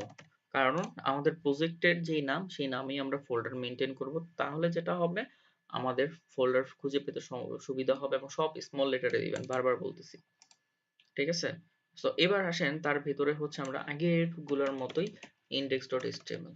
একটা জিনিস লক্ষ্য করছেন, এই index.html হচ্ছে আপনাদের ১ ঘন্টা লাগছিল বুঝতে শিখতে, আর এখন ২ মিনিটও লাগে না। জাস্ট আপনার ক্লিক করতে, আপডেট করতে, সেভ করতে যত সময় লাগতেছে এছাড়া কিন্তু আর কিছুই লাগতেছে না। সো যত সামনের দিকে যাবেন পিছনের জিনিসগুলো তত সহজ। সো একটা জিনিস, কঠিন জিনিস কখনোই কঠিন থাকে না। ঠিক আছে? একটা সময় পর কঠিন জিনিসটা আপনার জন্য হতেছে সহজ হয়ে যাবে। আর ইমেজেস এর জন্য আমি একটা ইমেজেস ফোল্ডার নিয়ে রাখবো। ওকে, মাইক্রোফোন অফ করে দেন, প্রয়োজন ছাড়া মাইক্রোফোন অফ। এবার আসেন আমরা আসলে ফটোশপে কাজটা করব কি, এটা তো আমরা বাইরেও দেখতে পারতাম বা এটার একটা ছবি দিলেও তো হইতো, অ্যাকচুয়ালি না। ছবি থেকে যখন আপনি নিবেন তখন কিন্তু হচ্ছে আপনার এই ছবিগুলোকে ক্রপ করে নিতে হবে। হ্যাঁ, পেন টুলে বা হতেছে কোথাও ওপেন করে ছবিগুলোকে ক্রপ করে নিতে হবে। এতে যে সমস্যাটা আপনার কোয়ালিটি ফল করে ছবির, অ্যাকচুয়াল ছবিটা পান না। দ্বিতীয়ত হচ্ছে আপনার এই যে কন্টেন্ট গুলো আপনি কিভাবে পিক করবেন, তাই না? সো নানান ধরনের সমস্যা আছে। সো অ্যাকচুয়ালি ডিজাইন ফাইলটাই হচ্ছে আমরা ফটোশপ ওপেন করার পর এখান থেকে হচ্ছে আমরা মেইনলি একটা পিএইচডি, যখন এই যে আজকে একটা কথা বলবো এখন, এটা সারা জীবন মনে রাখবেন। যখন আপনার সামনে কোনো পিএইচডি বা কোনো ডিজাইন ফাইল দেয়া হবে, আপনি সেই ডিজাইন ফাইল থেকে এক চুল পরিমাণ হচ্ছে সরবেন না। মানে সেইখানে যদি হচ্ছে মানে একটা ছবি দেয়া থাকে, আপনি সেই ছবিটাকে সরাবেন না। ও যা দিছে আপনাকে তাই দিতে হবে। ঠিক আছে? ও যদি কোনো একটা বাটনের সাইজ যদি হচ্ছে মানে স্কোয়ার সাইজ দেয়, আপনি সেটাকে রাউন্ড করবেন না। কেউ যদি একটা ব্যাকগ্রাউন্ড কালার ডার্ক দিছে, আপনি সেটাকে মানে হালকা গ্রে টাইপস করে দিলাম, করবেন না। মানে কিচ্ছু না। যখন আপনি কোনো ডিজাইন দেখে কাজ করবেন চেষ্টা করবেন ওই ডিজাইনটাকেই একদম সিমিলারলি ওইটাই রাখার জন্য, কারণ ওইটা একজন ইউআই ডিজাইনার করছে এবং ক্লায়েন্ট ওটা পছন্দ করছে বিধে সেটা আপনার কাছে নিয়ে আসছে, সে এখন এটাকে ওয়েবসাইটে বানাবে। সো আপনি যদি হচ্ছে ওইখানে মাতাব্বরি করে যদি কোনো কিছু চেঞ্জ করে আপনি নিজের মতো করে হচ্ছে কোনো কিছু ইনপুট দিয়ে দেন, সেটা ক্লায়েন্টের ভালো নাও লাগতে পারে এবং সেটা একটা ব্যাড ইম্প্যাক্টও তৈরি হবে আপনার প্রতি। সো আপনি যেটা করতে পারেন যে হ্যাঁ, এমন হতে পারে ক্লায়েন্ট মাঝে মাঝে এমন বিচ্ছিরি ডিজাইন নিয়ে আসবে, বাট আপনার কিছু করার নাই। ঠিক আছে? সে হ্যাপি তো আপনি হ্যাপি। এটা বলতে পারেন যে হ্যাঁ, তোমার ডিজাইন তো এরকম এরকম আমি করে দিছি, দেখো ঠিকঠাক আছে। বাট আমার মনে হয় যে হইতেছে এই জায়গাগুলো যদি এরকম হইতো আরো বেশি সুন্দর হইতো। তো তখন সে আপনাকে বলবে, ও আচ্ছা তাই, ঠিক আছে করে দাও তো। এভাবে হবে। যেমন আমি কিছু ক্লায়েন্টের হচ্ছে মানে কাজের ক্ষেত্রে যেটা হয় যে তারা হচ্ছে আমাকে বলে যে তোমার মানে যেভাবে হচ্ছে দেখতে ভালো লাগে, মানে কুল মনে হয়, তুমি সেভাবে করে দিও। কিছু জায়গায় যদি লাগে তুমি তোমার মতো করে দিয়ে দিও। এটা কিভাবে হয়েছে, কারণ তার সাথে আমি অনেক কাজ করছি। সে হচ্ছে, মানে আমি তো প্রথমে তাকে সাজেস্ট করতাম, তো তারপর দেখলো যে হ্যাঁ, না আমার কথাগুলা সে ফলো করলে তার ডিজাইনটা আরো বেটার হয়, বা কিছু জিনিসগুলো আরো বেশি স্মুথ হইতেছে। তখন সে হতেছে এখন আমাকে আগে থেকে বলে দেয় যে হ্যাঁ, তুমি তোমার মতো করে একটু যেটা যে কালারটা ভালো লাগে এটা দিয়ে দিও। যেমন একটা কালারের কথাই বলি, রিসেন্ট যে ক্লায়েন্টের একটা কাছে, তো আমাকে র্যান্ডমলি অনেক অর্ডার করতেছে। তো ও হচ্ছে যেটা করে যে আগে আমাকে কালার বলে দিত যে এই কালারটা ব্যবহার করো, ওই কালারটা ব্যবহার করো। হুম। তো আমি হচ্ছে পরবর্তী গুলোতে কি করলাম, যে একটা কালার দিছে ওটা ভালো লাগতেছে না, আমি কি করলাম, ওর ওইখান থেকে হইতেছে ওর লোগো থেকে আর কয়েকটা সাইড, লোগোর পার্ট থেকে একটা কালার হচ্ছে চুজ করে ওর একটা স্ক্রিনশট দিলাম যে দেখো তো এই কালার দিয়ে কেমন লাগে। ও বললো যে এটা তো ভালোই লাগতেছে, তাহলে রাখো, এটা রাখো। এরপর থেকে এখন আমাকে বলো যে কালার যেটা ভালো লাগে ওটা ব্যবহার করো, মানে এখন আর তার কোনো সে নাই। সো প্রথমবারই যদি হতো আমি এরকম আমার মতো করে দিতাম, সে কিন্তু হয়তোবা মানে এটা একসেপ্ট করতো না। তারটা আমি তাকে প্রথমবার দেওয়ার পরে আমি তাকে এটা বোঝানোর চেষ্টা করছি যে না, ওটার থেকে এটা ভালো। এবং সে যখন বুঝতে পারছে না এটা ভালো, তখন সে আপনাকে সবকিছু করতে দিবে আপনার মন মতো, তার আগে না। তো এজন্য আমরা যেহেতু হচ্ছে প্রথমবার কাজ করতেছি, আমরা কি করব, একদম পুরো পিএইচডিটার মধ্যে যা কিছু আছে সবই হচ্ছে আমরা ফলো করব এবং সবই আমরা নিব। তো অ্যাকচুয়ালি পিএইচডি থেকে আমাদের নেওয়ার মানে এটা আমরা কেন আমাদেরকে দিতে হয়, বা আমরা এখান থেকে কি বানি, আমরা এখান থেকে ফন্ট ফ্যামিলি, মানে আমাদের টেক্সটের যে হচ্ছে ফরমেশন, স্টাইল এটাকে বলে, মানে টেক্সট গুলো এক একটা স্টাইল থাকে না, এগুলোকে বলা হয় ফন্ট স্টাইল। আমরা ফন্ট স্টাইল নিব, টেক্সটের মধ্যে কি কালার ব্যবহার করা আছে সেই কালার গুলা দেখব, কি ধরনের ফন্ট সাইজ ব্যবহার করা আছে সেগুলো আমরা নিব, লোগো নিব, তারপর ওয়েবসাইটে কি কি ছবি ব্যবহার করা আছে অরিজিনালি ছবিগুলাকে হচ্ছে আমরা এখান থেকে এক্সপোর্ট করে নিব। তারপর আমরা লেআউট ফলো করব, কালার নিব, ফন্ট সাইজ নিব, গ্যাপ গুলা দেখব, এগুলো দেখে দেখে হচ্ছে আমরা কোড করব। তো যেটা মনে হচ্ছে, প্রথমবার আমাদেরকে তো আগে হেডার বানাইতে হবে, তাই না? তো হেডার যদি বানাইতে চাই, তাহলে আমাকে তো লোগো লাগবে। আর মেনু তো আমরা, মানে এই লাইফস্টাইল ফটো এগুলা তো হচ্ছে না, আমি করব না, কি বলে, ছবি নিব না, এগুলো আমি কি টেক্সটে লিখবো, শুধু ছবি নিতে হবে কোনটা, লোগোটা, বা ওয়েবসাইটে যে যে বিষয়গুলো হচ্ছে আমার কোড থেকে সম্ভব না ওই জিনিসগুলোকে হচ্ছে আমরা ইমেজ হিসেবে এক্সপোর্ট করে নিব। তো ফটোশপ থেকে ইমেজ হিসেবে এক্সপোর্ট করার জন্য, মানে পিএসডি ফাইল থেকে আপনাকে যেটা করতে হবে, প্রথমে যে এখানে একটা টুল আছে, হ্যাঁ, এখানে একটা নাম হচ্ছে মুভ টুল, অনেক জায়গায় সিলেক্ট টুল থাকে। তো ওইখানে সিলেক্ট করার পর আপনি দেখবেন যে উপরে একটা বার ওপেন আছে, সেখানে অটো সিলেক্ট এবং লেয়ার পোর্ট নামে একটা জায়গা সিলেক্ট করা। আপনাদের কিন্তু এটা থাকবে না, আপনাদের থাকবে হইতেছে জেরোই অবস্থায়, মানে এটা আনচেক অবস্থায়, আর সিলেক্ট থাকবে হইতেছে গ্রুপ। আমরা সেটাকে বলবো যে লেয়ার বাই সিলেক্ট এবং অটো সিলেক্ট। দ্যাট মিনস আমি যদি হচ্ছে কোনো পার্টে ক্লিক করি, তাহলে এই যে এখানে দেখেন অটোমেটিক ভাবে হচ্ছে আমার ওই লেয়ারটা সিলেক্ট হয়ে গেছে। এখানে লেয়ারটা কি, আপনি যখন এই যে লেআউট বানাইছেন, ডিভের পর ডিভ, ডিভের পর ডিভ, ডিভের ভেতরে ডিভ, ডিভের ভেতরে ডিভ, এভাবে দিয়ে দিয়ে করে আসছেন না, সেকশন বাই সেকশন। ঠিক সেম আমরা যেমন হচ্ছে ওইখানে আমরা এটাকে সেকশন বলি বা ডিভ বলি, এখানে এগুলোকে বলা হয় লেয়ার। ওকে। তো আমরা লোগোর লেয়ারে যে হতেছে দেখতেছি যে হ্যাঁ, এখানে মিনিমাম নাম হতেছে লোগোর লেয়ারটা কিন্তু তৈরি হয়ে আছে, এবং আই বাটনে প্রেস করলে এটা চলে যেতেছে আবার আসতেছে। অ্যাকচুয়ালি চলে যেতেছে না, আপনি হাইড করে দিচ্ছেন। এখন এই পিএইচডি থেকে শুধু ছবিটাকে যদি আমি নিতে চাই, তাহলে আপনাকে একটা কাজ করতে হবে, সেটা হচ্ছে কিবোর্ডের অল্টার প্রেস করে হচ্ছে আপনি এখানে আই বাটনে প্রেস করে দিবেন, তাহলে দেখবেন, দেখেন আপনার পুরো পিএইচডি ফাইল থেকে সবকিছু মুছে গেছে। ঠিক আছে, শুধুমাত্র মিনিমোটা আছে। এটার মানেটা হচ্ছে যে আপনি শুধুমাত্র ওই লেয়ারটাকে রেখে বাকি লেয়ার গুলোকে অফ করে দিচ্ছেন। সো অল্টার ধরে আই বাটনে প্রেস করতে হবে। এখন এই ছবি, এই শুধু লোগোটাকে আমি এখান থেকে নিতে চাই, যদি এখনই আপনি সেভ করে ফেলেন তাহলে পুরো ফাইলটাই সেভ হয়ে যাবে। আমি চাই যতটুকু স্পেস চারপাশে আছে এগুলো কেটে অনলি যতটুকু আমার ছবি আছে ততটুকুই আমি নিব, এক্সট্রা কোনো জায়গা আমি নিব না। তো সহজেই ফটোশপের সিস্টেম হচ্ছে যে আপনি এখান থেকে ইমেজ অপশন থেকে ট্রিম করে দিতে পারেন, এবং ট্রিম ট্রান্সপারেন্ট পিক্সেল হবে, টপ বটম লেফট রাইট থেকে চারপাশ থেকে হচ্ছে স্পেস কাটা যাবে। তো আপনি ওকে করে দেন, দেখেন এবার পুরো পিএইচডি থেকে হচ্ছে শুধু আপনার ছবিটা কেটে আসছে। এবার আপনি এটাকে সেভ করেন। তো ফাইল সেভ ফর ওয়েব, হুম, তো সেভ ফর ওয়েবে যান, যাওয়ার পর দেখেন এখানে চলে আসছে। তো পিছনে যদি দাবা ঘর না আসে ওটা মানে হতেছে পেছনের ব্যাকগ্রাউন্ড নাই। যদি এরকম না আসে আপনারা হচ্ছে PNG24 এখান থেকে সিলেক্ট করে এটাকে PNG ফরম্যাটে নিয়ে যাবেন। PNG আর জেপিজি ফরম্যাটের পার্থক্য বুঝেন? জেপিজি ফরম্যাট হচ্ছে ব্যাকগ্রাউন্ড থাকবে আর PNG ফরম্যাট হচ্ছে যে ছবির ব্যাকগ্রাউন্ড থাকে না সেটাকে বলি আমরা PNG ছবি। ঠিক আছে? ওকে, সো এটাকে এবার হচ্ছে আমরা এখান থেকে একটু সেভ করে ফেলি। তো সেভ কোথায় সেভ করব? সেভ করব হচ্ছে আমরা আমাদের প্রজেক্ট ফোল্ডারে, মিনিমো প্রজেক্ট ফোল্ডারের ইমেজেস ফোল্ডারের মধ্যে, এবং ছবির নামটা আমরা দিচ্ছি এখান থেকে লোগো। লোগো নাম দিয়ে সেভ করে ফেললাম এবং এখানে হিস্ট্রি বাটন আছে। আপনি আবার মেইন পিএইচডি তে ব্যাক করেন, আগের জায়গায় চলে গেলেন। ঠিক আছে, জাস্ট ছবিটাকে হচ্ছে কি করলেন, ফটো এই ডকুমেন্টস থেকে আলাদা করে আমি নিয়ে নিলাম। টেক্সট তো আর নিতে হবে না। এবার আসেন এই ছবিটাকে নিই। এই ছবিটার উপর এখানে ক্লিক করার পর এখানে ছবিটার উপর ক্লিক করেন, দেখেন এখানে ইমেজ নামে একটা পার্ট সিলেক্ট হয়ে গেছে। আপনি শিওর না এটাই কিনা, তাহলে আপনি শুধুমাত্র এখানে একটু ক্লিক করে দেখেন। ইয়েস, তাই তো, অরিজিনাল ওই লেয়ারটাই সিলেক্ট হয়ে গেছে। তো এখন আমি চাই এই ছবিটা ওই ছবিটাকে নিতে। তো পুরো ফাইল থেকে এই ছবিটা ছাড়া বাকি সব হাইড করে দেন। সো অল্টার ধরে আই বাটনে প্রেস করেন, শুধু ছবিটা আছে বাকি সব হাইড।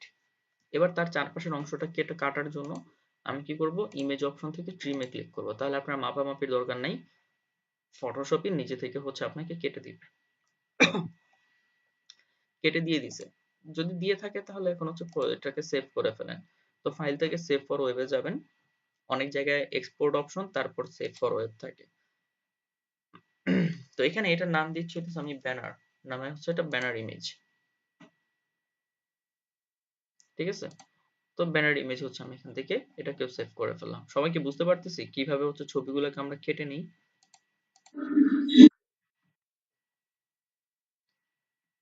একদম নতুন যারা আছেন কোনো অসুবিধা হচ্ছে?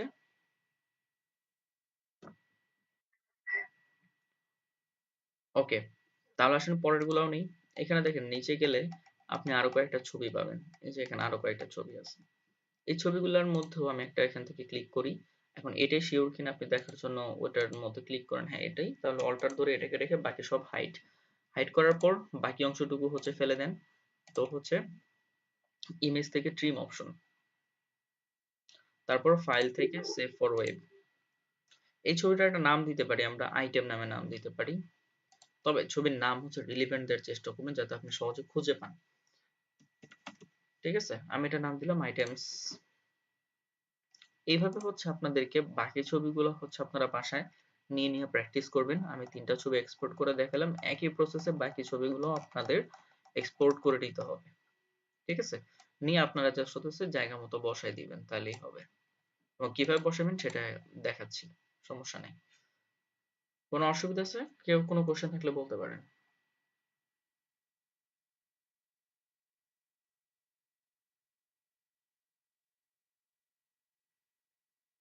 আছে কোনো কোশ্চেন?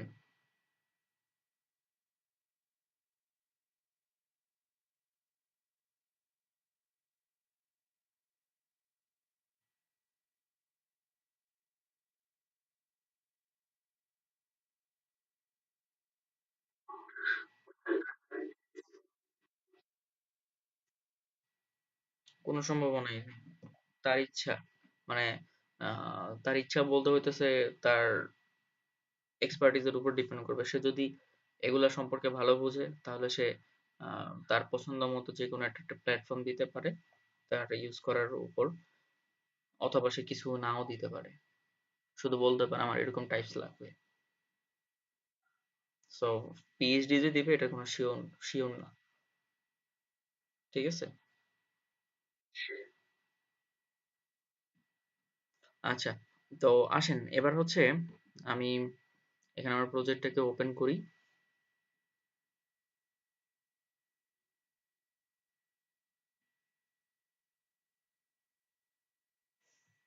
তো এখানে হচ্ছে মিনিমোটাকে হচ্ছে আমি এখান থেকে সিলেক্ট করে এখানে ওপেন করে নিলাম। ছবি টবি তো সবই আছে আমার, তাই না? আজকে আসেন যতটুকু সম্ভব করা যায় আমরা করি, কারণ আমাদের তো আবার বৃহস্পতিবার শনিবারে ক্লাস, তো খুব সময় নেই। আমি শনিবারের মধ্যে এটাকে পুরোটা শেষ করার প্রিপারেশন নিচ্ছি।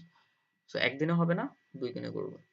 এখন আসেন প্রথমবার আপনারা এখানে দেখে কি ভাবতেছেন, কি নিতে হবে প্রথমেই? আমাকে একটা হেডার ডিজাইন করতে হবে, তাই না? আমরা তো এরকম হেডার বানাইছি না, ডিভ দিয়ে। এক পাশে লোগো আর এক পাশে হচ্ছে মেনু, তাহলে অ্যাকচুয়ালি এখানে আমাদের কয়টা ডিভ লাগবে বলেন তো?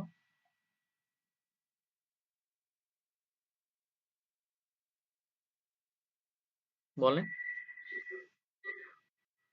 তিনটা। সবাই একটু রেসপন্স করেন, বলেন কয়টা লাগবে।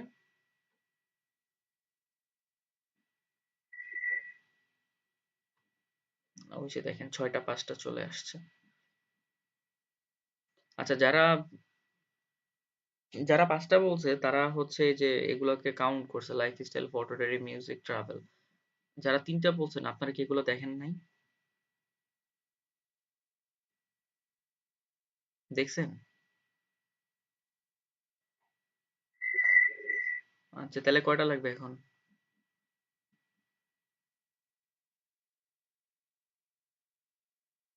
হুম? এখন কয়টা লাগে? 6টা?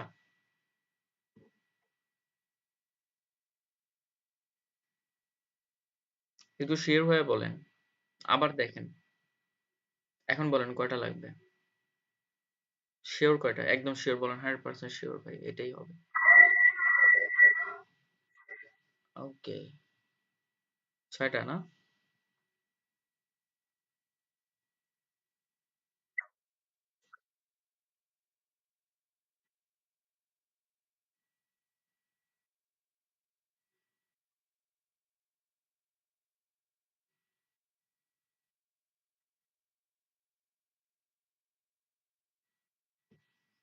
7টা।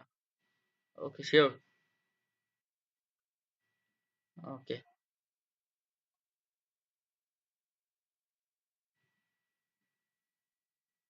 ওকে।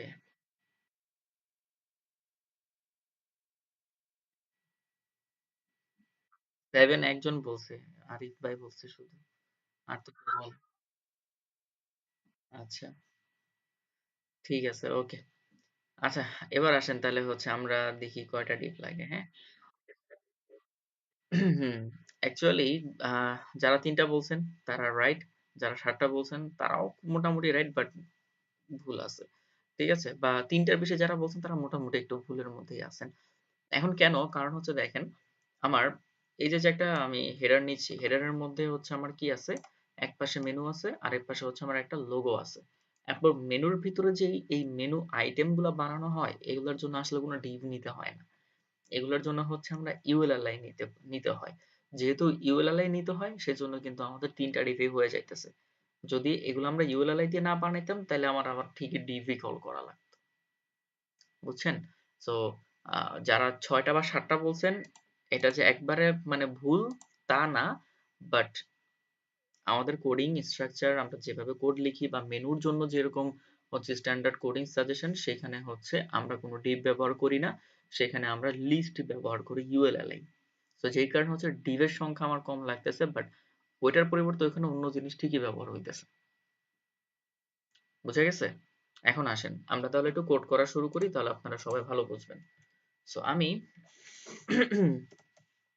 এখানে HTML5 নিয়ে আসলাম, এখানে হচ্ছে আমি বলতেছি মিনিমো। ঠিক আছে? সো লিংক করতেছি আমাদের সিএসএস ফাইলটাকে, style.css। এবার আসেন আমরা এখানে হেডার তৈরি করব। আগেরবার আমরা কি করছিলাম, এরকম হচ্ছে আমরা ডিফ কল করছিলাম, তার ভিতরে ক্লাস নেম দিছিলাম হেডার, তাই না? আমরা এভাবে করব না। কিছু 5টা ট্যাগ আমাকে হচ্ছে HTML থেকে দেয়া হয়, যেগুলোকে নাম বলা হইতেছে সিমেন্টিক ট্যাগ। মানে হইতেছে যেগুলো আগে ক্লাস নেম ব্যবহার হতো, বাট পরবর্তীতে সেগুলোকে HTML ট্যাগ হিসেবেই হতেছে রূপান্তর করে দিয়েছে। তাদের মধ্যে হেডার হচ্ছে অন্যতম।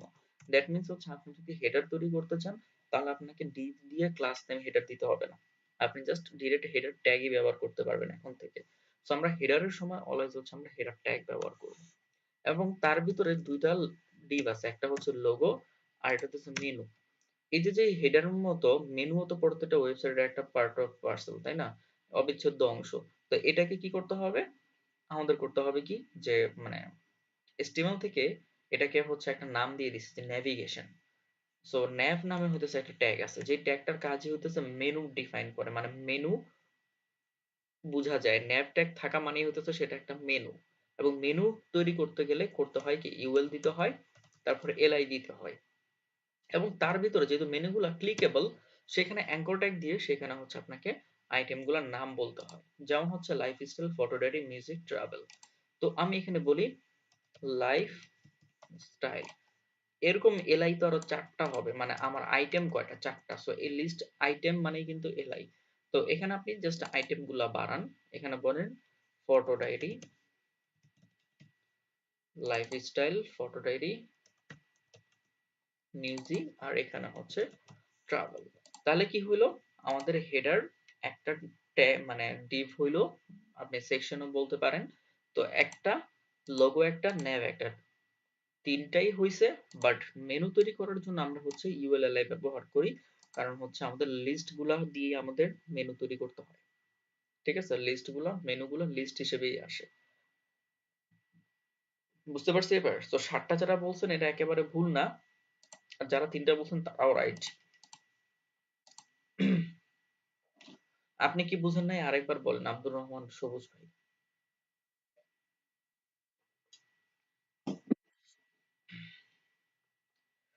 বুঝছেন? সবাই ক্লিয়ার?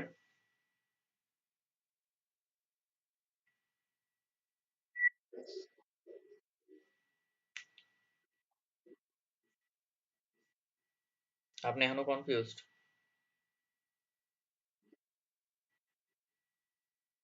এজন্যই তো দিছি, আপনাদের জিজ্ঞেস করছি যে দেখি শিওর কয়েকজন বলতে পারেন। Okay fine. এবার আসেন, এই যে যে জিনিসগুলোকে আমি হচ্ছে লিখলাম, কেন হেডার লিখলাম, কেন নেম লিখলাম, বুঝতে পারছি? একটা ওয়েবসাইটের মধ্যে মেনু ডিজাইন করা মানেই সেখানে ন্যাভ ট্যাগ ইউজ করতে হবে। আবার হেডার তৈরি করতে গেলে আপনাকে হেডার ট্যাগ ইউজ করতে হবে। এরকম আরো 3টা ট্যাগ আছে, মানে টোটাল 5টা সিমেন্টিক ট্যাগ। একটা হচ্ছে আর্টিকেল, হ্যাঁ? আপনারা হয়তোবা ট্যাগ ব্যবহার করার সময় মানে ওই লিস্টের সময় দেখছিলেন, যখন আপনারা টেবিল বানাইতে দিছিলাম, header tag, nav tag, article, তারপর হচ্ছে অ্যাসাইড। ঠিক আছে, অ্যাসাইড নামে একটা ট্যাগ আছে এবং হচ্ছে আমাদের ফুটার নামে একটা ট্যাগ আছে। সো এই 5টা হচ্ছে সিমেন্টিক ট্যাগ। এই 5টা সিমেন্টিক ট্যাগ হচ্ছে আমাদেরকে মানে HTML থেকে রিকমেন্ড করে দিছে যে এই 5টা সিমেন্টিক ট্যাগ আপনাকে ওয়েবসাইটে ব্যবহার করতে হবে, নয়তোবা আপনার ওয়েবসাইট এসইও ফ্রেন্ডলি হবে না। এসইও বলতে আবার যেটা বোঝায় যে একটা ওয়েবসাইট তৈরি করার পর গুগলে র‍্যাঙ্ক করার যে বিষয়টা, সেটা হচ্ছে এসইও। ওইটা আবার আলাদা একটা টার্মস। ঠিক আছে? সো ওইগুলাতে হেল্প করার জন্য হচ্ছে আপনাকে অবশ্যই সিমেন্টিক ট্যাগ ব্যবহার করতে হবে, বা এই 5টা ট্যাগ ব্যবহার করাই লাগবে, কম আর বেশি। ঠিক আছে? তো অ্যাসাইড, আর্টিকেল মোটামুটি কম ব্যবহার হইলেও হেডার, ন্যাভ আর হচ্ছে ফুটার, এই কয়েকটা জিনিস আমাদের লাগবেই লাগবে। ঠিক আছে? তো এজন্য হচ্ছে এদেরকে আমরা ব্যবহার করব, এবং এজন্যই হচ্ছে হেডার, ন্যাভ, ডিভ এগুলো আমরা দিছি। বুঝতে পারছি? এখন আসেন লোগোর ভিতরে হচ্ছে আমরা লোগোটাকে বসাই দিয়েছি। লোগো বসাতে গেলে কেমনে বসাইতে হয়? ইমেজেস ট্যাগ, এবং আমাদের অলরেডি ইমেজেস এর ভিতরে লোগো কল করা আছে। আমরা লোগোটাকে কল করে দিলাম। এখানে ন্যাভ, ইউএল সবই ঠিকঠাক। এবার আসেন আমরা হেডার, সিএসএস এ যাই। এখানে যে আমরা হচ্ছে যেহেতু হেডারটা ট্যাগ, সো এখানে আমাদের কিছু করতে হবে না, মানে কোনো ডট দিতে হবে না। কিন্তু লোগোটাকে যদি হচ্ছে আমি কল করি, সেই ক্ষেত্রে হচ্ছে আমার আগে কি করতে হবে? ডট দিতেই হচ্ছে। তারপর ন্যাভ, ন্যাভটাও একটা ট্যাগ, সো ন্যাভ হিসেবে আমি এখানে এটাকে কল করে নিলাম। কিন্তু এখন দেখেন ন্যাভের ভিতরে ইউএল আছে, এলআই আছে, এ আছে। একটা ওয়েবসাইটের মধ্যে কি ইউএল, এলআই, এ কি একবারই ব্যবহার হবে নাকি বারবার? হুম?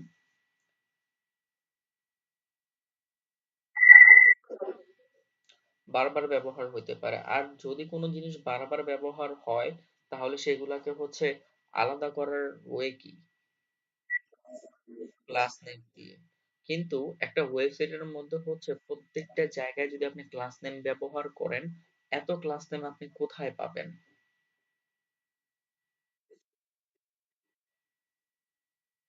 হুম? সো তখন আপনারা আবার আইডি দিবেন। তো ক্লাস নেম যদি দিতে পারেন, আইডি আইডি দিলে ক্লাস নেম দেওয়া তো কিছু না। নামটাই তো ফ্যাক্ট। তো আপনি এখানে তো হচ্ছে উল্টাপাল্টা নাম দিতে পারবেন না। আপনাকে রিলেভেন্ট নাম খুঁজে বের করে দিতে গেলে মানে এটা মানে একটা টাইম কিলিং ব্যাপার, এবং হচ্ছে এটা সুন্দরও হয় না। এখন এই যে আগের দিন আমরা দেখছিলাম যে সিমিলার নামে যদি হচ্ছে একাধিক পার্সন থাকে, তাহলে তাদেরকে হচ্ছে আমরা একটা নিকনেম দিয়ে আলাদা করে দিই। তাই না? এবং এটা একটা গুড ওয়ে, এবং এটা কাজ করে। তাই তো? কিন্তু আরো একটা ওয়ে আছে কাউকে হচ্ছে আইডেন্টিফাই করার জন্য, সেটা হচ্ছে তার প্যারেন্ট। হুম? নিজেদের নাম যতই মিল থাকুক বাবা মার নাম তো আর মিলবে না, তাই না? এমন কখনো হয় যে আমার নাম যা, আমার বাবার নাম যা, আরেকজনেরও ঠিক তার নাম ওরকম, তার বাবার নাম ওরকম, এরকম হয় খুব সচরাচর? আপনার একবার হয়েছিল? হ্যাঁ, কিন্তু একটা জায়গায় যেয়ে কিন্তু আটকাইছে, সেটা হচ্ছে আপনার দাদা। আপনার দাদার নাম তো আর ম্যাচ করেনি দুইজনেরই, করছে? হ্যাঁ, বাবার নাম মিলে গেছে বাট দাদার নাম তো আর মিলে নাই। ও মানে নামও মিলে গেছে, বার্থডে তো মিলে গেছে, কিন্তু বাবার নাম মিলে নাই। ওরে বাবা, বাবা মার নাম দুইজনের নামে মিলে গেছে। আচ্ছা, কিন্তু ওই যে আরেকটা জায়গা আছে না? হ্যাঁ, দাদার নাম কি মিলছে? আচ্ছা, একটু জিজ্ঞেস করলে হচ্ছে ইয়া পাইতেন। তবে নাম মিলার চান্সেস হচ্ছে অনেক বেশি। ঠিক আছে? তো যাই হোক, যদি দাদার নামও মিলে যায়, দাদার বাপের নাম তো আর মিলবে না, তাই না? সো ওটা তো আর সম্ভব না। সো আমরা হচ্ছে এখন আরেকটা জিনিস শিখবো যে একই সিমিলার টাইপ যদি জিনিস হচ্ছে হয়ে থাকে, তাহলে আমরা ওইখানে ক্লাস নেমের পরিমাণ কমায় নিয়ে এসে আমরা হচ্ছে প্যারেন্ট এবং চাইল্ডের মধ্যে হচ্ছে একটা মানে নেস্টেড সম্পর্ক হচ্ছে করে আমরা সিএসএস করতে পারি। তাহলে যেটা হবে, ক্লাস নেম আমাদের একটু কম ব্যবহার করতে হবে, আমরা হচ্ছে একটু অন্যভাবে এদেরকে ব্যবহার করতে পারবো।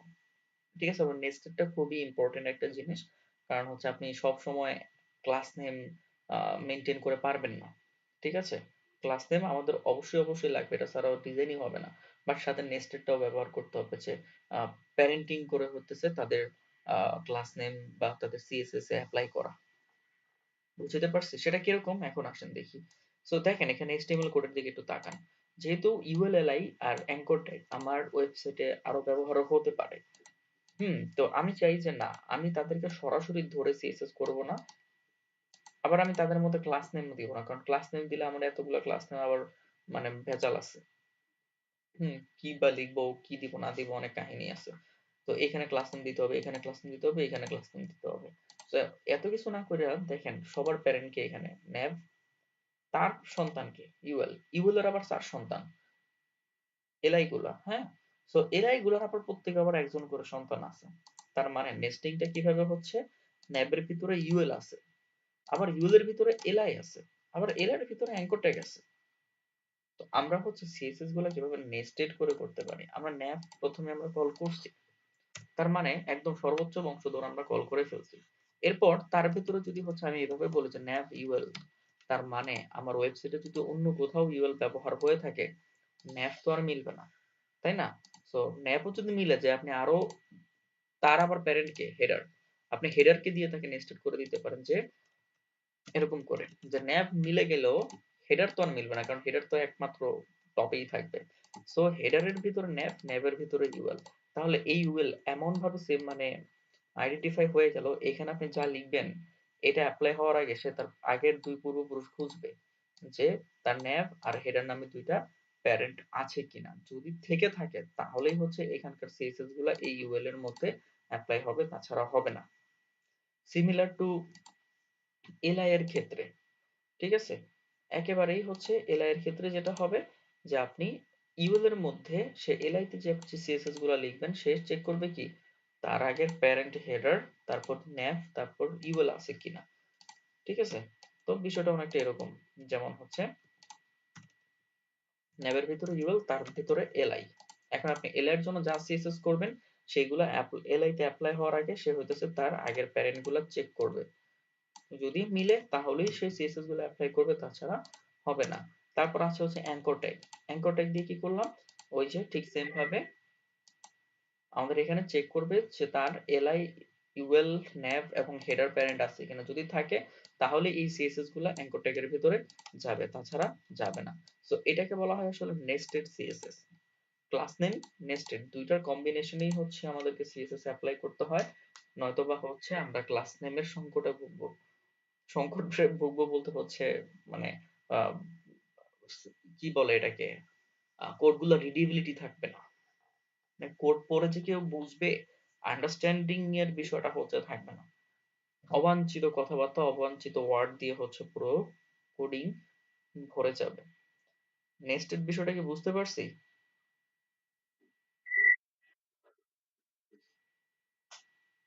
আচ্ছা, দেখি কজন বুঝছে। কার কার বোঝা লাগবে আরেকবার বলেন।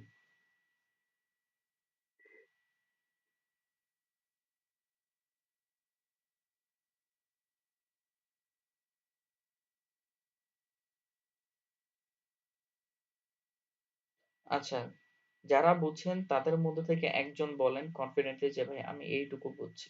তারপর বাকিরা সবাই তো মনোযোগ দিয়ে শুনবেন যারা বুঝেন নাই। এরপর আমি একবার রিপিট করবো। সো কে বলতে চান?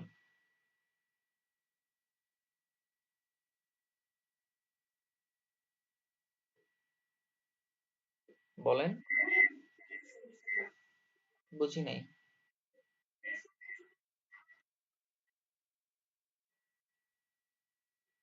মানে বিষয়টা কি? হ্যাঁ, এটা করলাম, কোডিং এর কনভেনশন ফলো করলাম, বাট এটার বিষয়টা কি দাঁড়াইলো?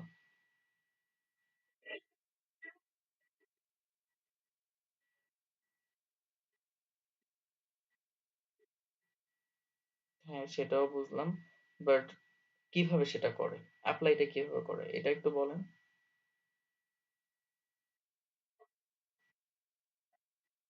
আবার এখনো ভিডিও তো দেই নাই, পাবেন কই? অন্য কেউ বলেন।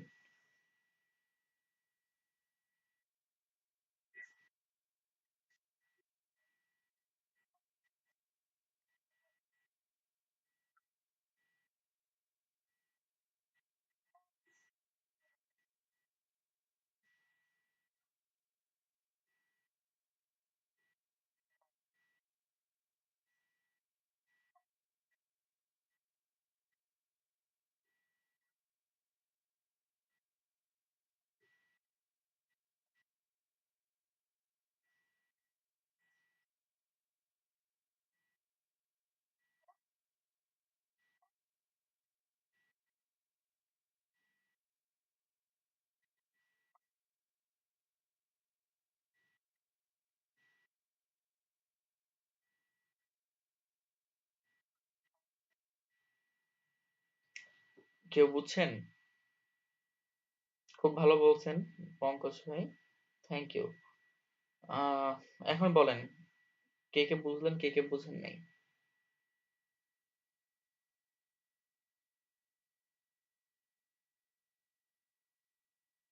বলেন। স্পেসিফিকেশন, সে হচ্ছে আপনাকে জাস্ট মানে আমরা যেটাকে ক্লাস দিয়ে স্পেসিফাই করতাম এখন সেটাকে হচ্ছে আমরা তার প্যারেন্ট ধরে ধরে করতেছি। ঠিক আছে? জাস্ট এটুকুই, আর কিছু না।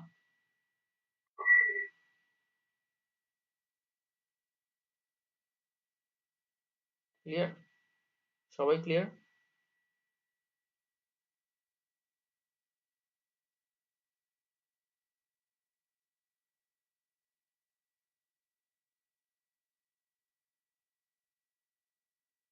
ওকে, এবার আসেন আমরা হচ্ছে একটু কাজ করি। আজকে অনেক কিছু আপনাদের জন্য নতুন, বাট দেখেন কি হয়। এখন আসেন, যতটুকু কোড করছি এটুকুকে হচ্ছে আমরা একটু ইয়াতে ওপেন করি ব্রাউজারে, নয়তোবা তো দেখতে পারবো না। তো এই যে এখান থেকে গো ফর লাইভ আসলাম, আমরা এগুলো হচ্ছে ডিলিট করি। দেখেন খুব বিচ্ছিরি ডিজাইন, তাই না? কারণও আছে, কারণ এখন আমরা কোনো সিএসএস করিনি এজন্য। ওকে, তো যেটা করব সেটা হচ্ছে আমরা তো আগের দিন যেটা করতাম, আমরা তো হচ্ছে আগে এখানে সিএসএস লিখতাম, তারপর কি করতাম, ব্রাউজারে যেয়ে আউটপুট দেখতাম। বাট এটা কি খুব বেশি স্ট্যান্ডার্ড হয়? মানে কাজ কি সবসময় এভাবে যদি করেন এটা কি হচ্ছে আপনার সময় বাঁচাবে না সময় নষ্ট করবে? কিছুটা সময় একটু বেশি লাগে না? যে আপনি প্রথমে এখানে line by line CSS apply করতেছেন, তারপরে হচ্ছে যে চেক করতেছেন, তো এতে সময় বেশি লাগে না?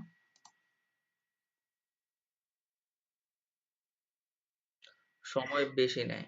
তো এই মুহূর্তে হচ্ছে আমরা একটা কাজ করব, সেটা হচ্ছে ব্রাউজারের হচ্ছে একটা টুল ব্যবহার করব, যেটা হচ্ছে আমাকে লাইভলি হচ্ছে কিছু চেঞ্জ করার অপশন দিবে এবং সেগুলোকে সেভ করার একটা অপশন দিবে।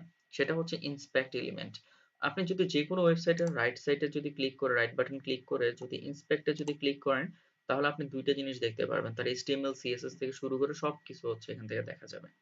আপনাদের এভাবে আসবে না, আপনাদের আসবে হচ্ছে যে এরকম, যারা হচ্ছে ফার্স্ট টাইমের জন্য ওপেন করবেন এরকম আসতে পারে, অথবা হচ্ছে এরকম রাইট সাইডে আসতে পারে বা লেফট সাইডে আসতে পারে, হোয়াট এভার। সো যেখানে আসুক না কেন আমি সাজেস্ট করবো আপনারা হচ্ছে যে এখানে ক্লিক করে মানে যে ডটে ক্লিক করে, হ্যাঁ, এখান থেকে হচ্ছে নিউ উইন্ডোতে নিয়ে নিবেন। তাহলে যেটা হবে এটাকে আপনি মুভ করাইতে পারবেন এবং হচ্ছে আপনার জন্য কাজ করা সহজ হবে। ঠিক আছে? সো নিউ উইন্ডোতে নিয়ে নিলাম। তো এখন এখানে দেখেন আপনি HTML কোড দেখতে পাচ্ছেন, এই যে আমরা যা যা লিখছি মিনিমো, তারপরে যে বডির ভিতরে আপনি এখন পর্যন্ত যা যা কোড করছেন সব আছে। এই যে দেখেন এখানে হেডার কোড সব আছে। কি এখানে কিছু এক্সট্রা কোডও থাকে, যেমন এই যে গ্রামারলি ডেস্কটপ, তারপর হচ্ছে এখানে কিছু স্ক্রিপ্ট অ্যাড হয় যেটা হতেছে এই ওয়েবসাইট থেকে মানে ব্রাউজার থেকে হচ্ছে স্ক্রিপ্ট গুলো আনতেছে, এগুলো আমাদের কোড না, এগুলো হচ্ছে ব্রাউজারের কোড। তো এখানে আমরা যেটা করব সেটা হচ্ছে দেখেন আমি হেডার ট্যাগ দেখতে পাচ্ছি। এখানে যদি আপনি ক্লিক করেন এখানে দেখবেন যে নিচের দিকে আপনাদের হচ্ছে CSS ফাইলটা আমি দেখতে পারি, মানে আমি HTML CSS দুইটা একসাথেই হচ্ছে দেখতে পাচ্ছি। এটা আরেকটু বড় করেন তাহলে হচ্ছে আরো জোস হয়। ঠিক আছে? এই যে এরকম। সো এই পাশে হচ্ছে HTML, এই পাশে হচ্ছে CSS, একটু বড় করে নিলে। তো দেখেন এখানে হচ্ছে আমি হেডারে যদি ক্লিক করি তাহলে এখানে হেডারটা দেখতে পাচ্ছি এবং সেটার লাইন নাম্বার কত, style.css এর 5 নাম্বার লাইন। একটু চেক করে দেখেন তো ঠিকঠাক পাইছে নাকি। ইয়েস। কেন পাইলো? ওইখানে কেন দেখতে পাচ্ছি? কারণ এই জিনিসগুলো আমার এখানে সেভ করা। যদি এই জিনিসগুলা ক্লাস নেম গুলা সেভ করা না থাকে, HTML এর অনুপাতে যদি ক্লাস নেম আপনার CSS ফাইলে সেভ করা না থাকে তাহলে আপনি ইন্সপেক্ট এলিমেন্টে আসলে দেখতে পারবেন না। তারপর এখান থেকে লোগোটাকে ক্লিক করেন, দেখেন লোগো। তারপরে যে ন্যাভে ক্লিক করেন, দেখেন ন্যাভ। ন্যাভের ভেতরে যান, ইউএল আছে। ওই যে আমরা nav header nav UL call করছিলাম 14 নাম্বার লাইনে চলে আসছে। এলআই গুলাকেও ক্লিক করছিলাম সেটাও চলে আসছে 17 নাম্বার লাইনে। তারপর অ্যাঙ্কর ট্যাগ সেটাকেও হচ্ছে আমরা ক্লিক করছিলাম, চলে আসছে 20 নাম্বার লাইনে। ঠিক আছে? দ্যাট মিন্স আপনি যা কোড লিখতেছেন সেগুলোকে আপনি আবার ব্রাউজারে ইন্সপেক্ট থেকে ব্যবহারও করতে পারবেন। এবং মজার বিষয় এখানে আপনি যে কোনো কিছু চেঞ্জও করতে পারবেন। এই যে সোহাগ দিয়ে দেন, বাইরে ক্লিক করেন, দেখেন ওই যে মেনুতে নাম চেঞ্জ হয়ে গেছে। তারপর আপনি চান যে ভাই এখানে অনেক কিছু হইতেছে উল্টাপাল্টা করে ফেলবো, হ্যাঁ করেন, কোনো সমস্যা। আপনি ন্যাবের ভিতরে বলেন যে ভাই একটা ব্যাকগ্রাউন্ড কালার দিয়ে এখানে আমি রেড দিয়ে দিলাম, হ্যাঁ দিয়ে দেন, কোনো সমস্যা নাই। ইভেন আপনি ধরেন যে এই যে আপনাদের ফেসবুক গ্রুপে আমি আছি না, হুম, ধরেন হচ্ছে আমি এখানে যে বলতেছি যে হচ্ছে কোন একটা কিছু চেঞ্জ করে দিবা। আম, কোথায় যাব কোথায় যাব, ধরেন এই যে উপরে কি নাম দেয়া আছে ফুল স্ট্যাক, এইটা আমি এখানে হচ্ছে ধরেন যে এমন একটা কিছু দিয়ে দিব, মানে যাতে মানে ওয়েবসাইট আমি চেঞ্জ করে ফেলবো আর কি। সো সেটা কিন্তু ইন্সপেক্ট থেকে চেঞ্জ করে ফেলা যায়, জানেন? মানে আপনি কোনো যে কোনো কিছু চেঞ্জ করে ফেলতে পারবেন, যে এই ক্ষমতা কিন্তু আপনার আছে।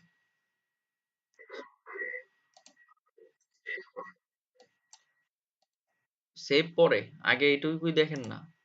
তো ইন্সপেক্ট করলে দেখেন, অনেকে নতুন আছেন, জিনিসটা অনেক মজা।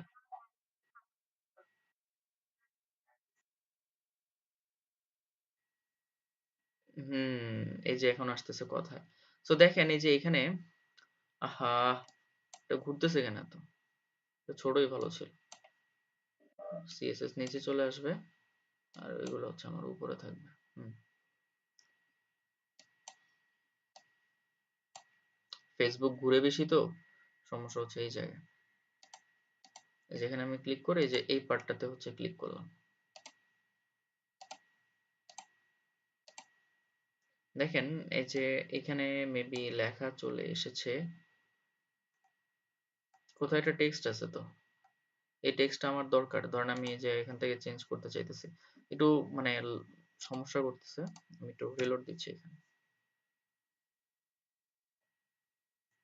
আর এই যে এগুলো হইতেছে মেইনলি বেশি সমস্যা, চ্যাট ট্যাট ওপেন হইতেছে অলওয়েজ, কন্টেন্ট আপডেট হয়ে যাইতেছে অটোমেটিক ভাবে, এজন্য ইন্সপেক্ট করে ধরে রাখা যাইতেছে না। আচ্ছা আমরা এইখানেও তো দেখতে পারি, যেমন এখানে স্টপ মিটিং লেখা, ইগনোর লেখা। ধরেন আমি এখানে হচ্ছে এটাকে ইন্সপেক্ট করলাম, ঠিক আছে? হ্যাঁ, আপনি যে ভাই এখানে কিছু একটা চেঞ্জ করে দেখান তো। ইন্সপেক্ট দিয়ে আপনি ইনস্ট্যান্টলি হচ্ছে অনেক কিছু হতেছে চেঞ্জ করে নিতে পারবেন। মানে যে এখানে div ulli সবই আছে। আমার কি এখানে মানে ব্রাউজার লোড নিতেছে কেন এত বেশি?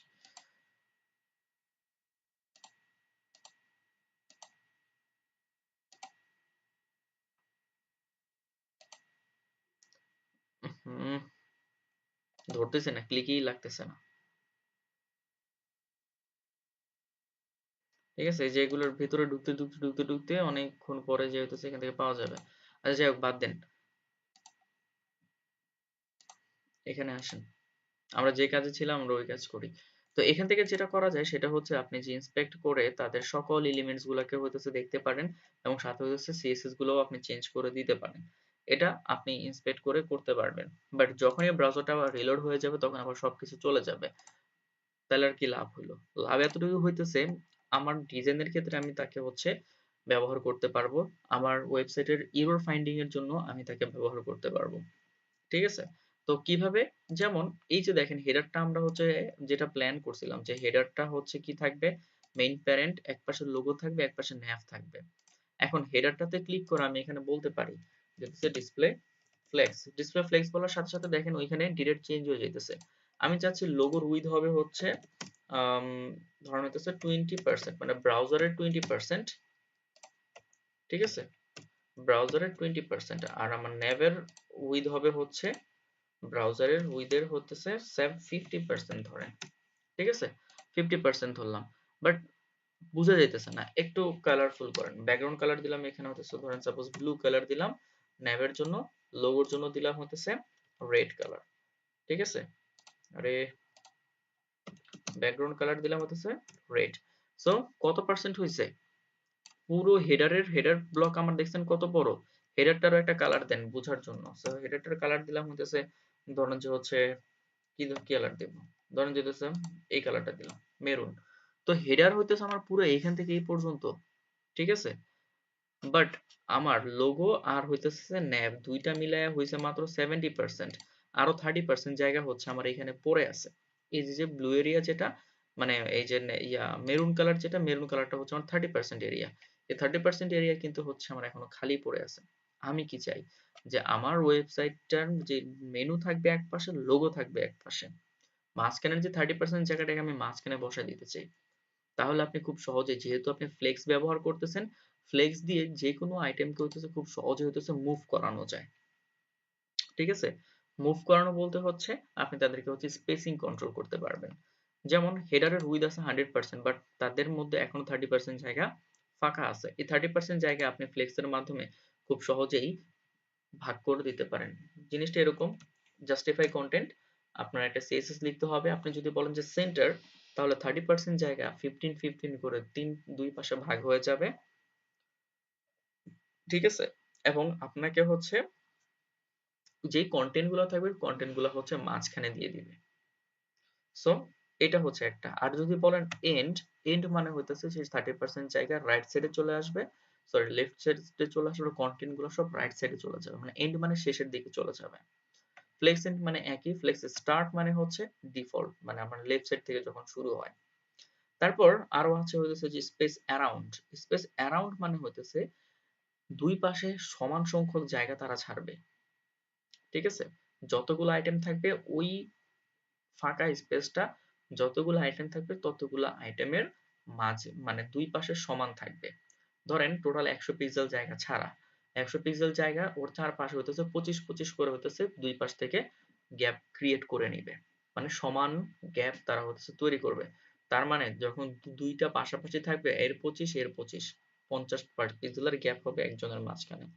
তো বিষয়টা হচ্ছে এরকম যে আপনার যত পার্সেন্ট জায়গা থাকতেছে বা যতটুকু স্পেস ফাঁকা স্পেস আছে সেটা যতগুলো আইটেম থাকবে, এখন আমার এখানে দুইটা আছে, এখানে আরো অনেক থাকতে পারতো, যতগুলো আইটেম আছে সবগুলো আইটেমের লেফট এবং রাইটে সমান সংখ্যক করে হতেছে সে পৌঁছায় দিবে।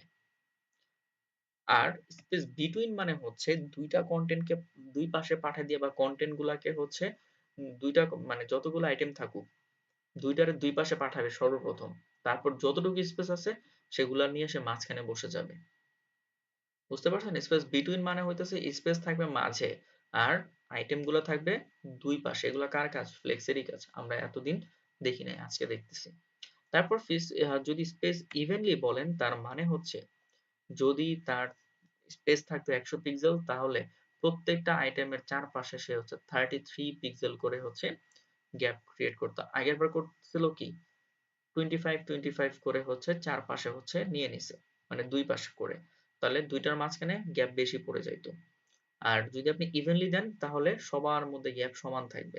লেফটে রাইটে মিডলে সব জায়গায় হইতেছে ইভেনলি, মানে সমানুপাতিক ভাবে হইতেছে গ্যাপটা প্রোভাইড করে দিবে। যদি বিটুইন দেন তাহলে গ্যাপটা বসে যাবে মাঝখানে, কন্টেন্ট গুলো চলে যাবে দুই পাশে। যদি অ্যারাউন্ড বলে দেন তাহলে হচ্ছে কি ওই যে চারপাশে একটা নির্দিষ্ট পরিমাণ জায়গা ছাড়বে, মানে দুই পাশে। এরপর দুইটার যদি মাঝখানে আসে তখন একটু গ্যাপটা বেশি মনে হয় আর কি। আর লেফট মানে হতেছে লেফট, আর স্টার্ট মানেও লেফট, এন্ড মানে হতেছে রাইট, ফ্লেক্স এন্ড মানেও রাইট, আর সেন্টার মানে তো সেন্টার। তো আমরা যে কোনো কন্টেন্টকে হচ্ছে আমরা এরকম অ্যালাইন করার জন্য ফ্লেক্সের থ্রুতে তাদেরকে লেফটে নিতে পারি। এরপর আবার স্পেস অনুযায়ী তাদেরকে আবার আমরা মুভও করাইতে পারি। আমার ডিজাইন অনুযায়ী এখানে কি দরকার বলেন তো?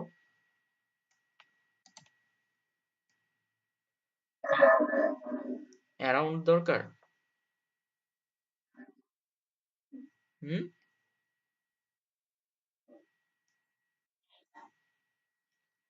আমাদের এখানে দরকার হচ্ছে বিটুইন, কারণ হচ্ছে দেখেন এইখানে আমাদের লোগোটা এক পাশে একটা চেপে আছে, মেনুটা এক পাশে চেপে আছে, আর এই যে ফাঁকা স্পেস আছে সেটা নিয়ে আমি দিব হচ্ছে মার্জিন দিয়ে।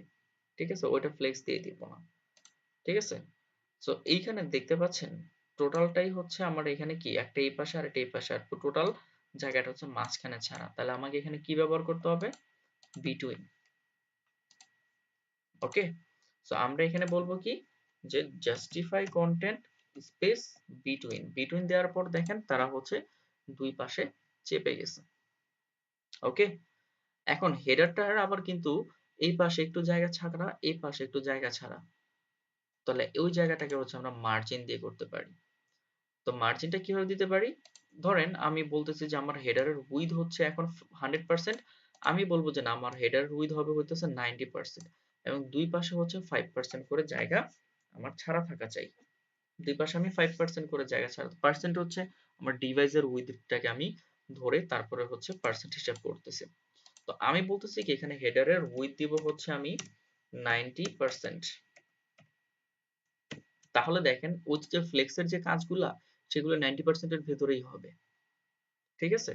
এরপর আমি হচ্ছে 90% এর মধ্যে এখন তো 10% জায়গা এবার ওখানে ফাঁকা হয়ে গেল। এই 10% জায়গা হইতেছে আমি কি করব?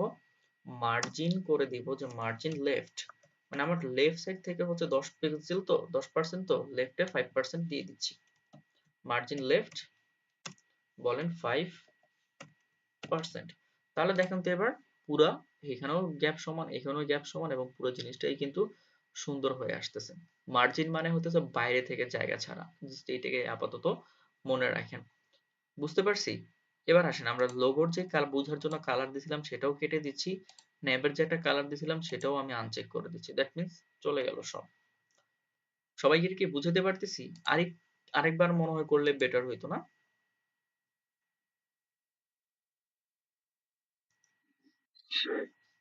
হুম। খুব মনোযোগ দিয়ে দেখেন, আরেক জায়গায় হচ্ছে সেম জিনিসের ব্যবহার আছে। সেটা হচ্ছে এইবার আসেন আমার ন্যাভ। ন্যাভের উইথ আমরা কত দিছি? দেখেন তো ওই যে 50% দেয়া। তার মানে ইউএল এর উইথও 50%, কারণ হচ্ছে তারা তো হচ্ছে ব্লক এলিমেন্ট। তো সে তার চাইল্ড, বাবার সম্পত্তি সম্পূর্ণটাই কার? ইউএল এর। সো ন্যাব যত বড় ইউএল ঠিক ততই বড়, তাই না? এখন ন্যাবের ভিতরে আইটেম আছে কয়টা দেখেন তো? 1 2 3 4, এবং আমরা জানি যে পাশাপাশি যে আইটেম গুলো থাকে তাদেরকে ফ্লেক্স করতে হইলে বা পাশাপাশি নিতে হলে তার প্যারেন্টের মধ্যে ডিসপ্লে ফ্লেক্স করা লাগে। এখন আমি তো চাই প্রত্যেকটা লিস্ট আইটেম এখন নিচে নিচে আছে, এগুলোকে হচ্ছে কোথায় যাবো? পাশাপাশি। তো পাশাপাশি আনতে গেলে আমাকে তো হচ্ছে তাদের প্যারেন্ট মানে ইউএল এ বলতে হবে ডিসপ্লে ফ্লেক্স। দেখেন এখন হচ্ছে খুব সহজে ফ্লেক্স হয়ে গেল। আচ্ছা, ডট গুলো আসতেছে, ডট গুলো আমাকে রিমুভ করতে হবে। এটা আসলে কি? লিস্টের স্টাইল। এটা কিন্তু অর্ডার আনঅর্ডার লিস্ট অপশন থেকেই আসে। সো ইউএলই আপনারা বলতে হবে লিস্ট স্টাইল না। দেখেন চলে গেছে লিস্ট স্টাইল, মানে আমার ডট গুলা নাই, এবং ডিসপ্লে ফ্লেক্স করার কারণে তারা হচ্ছে কি পাশাপাশি চলে গেছে। এখন দেখেন ইউএল কত বড়, আর আইটেম গুলা হচ্ছে এক জায়গায় হতেছে ঘাপটি মেরে আছে। আমি কি করতে পারি এবার?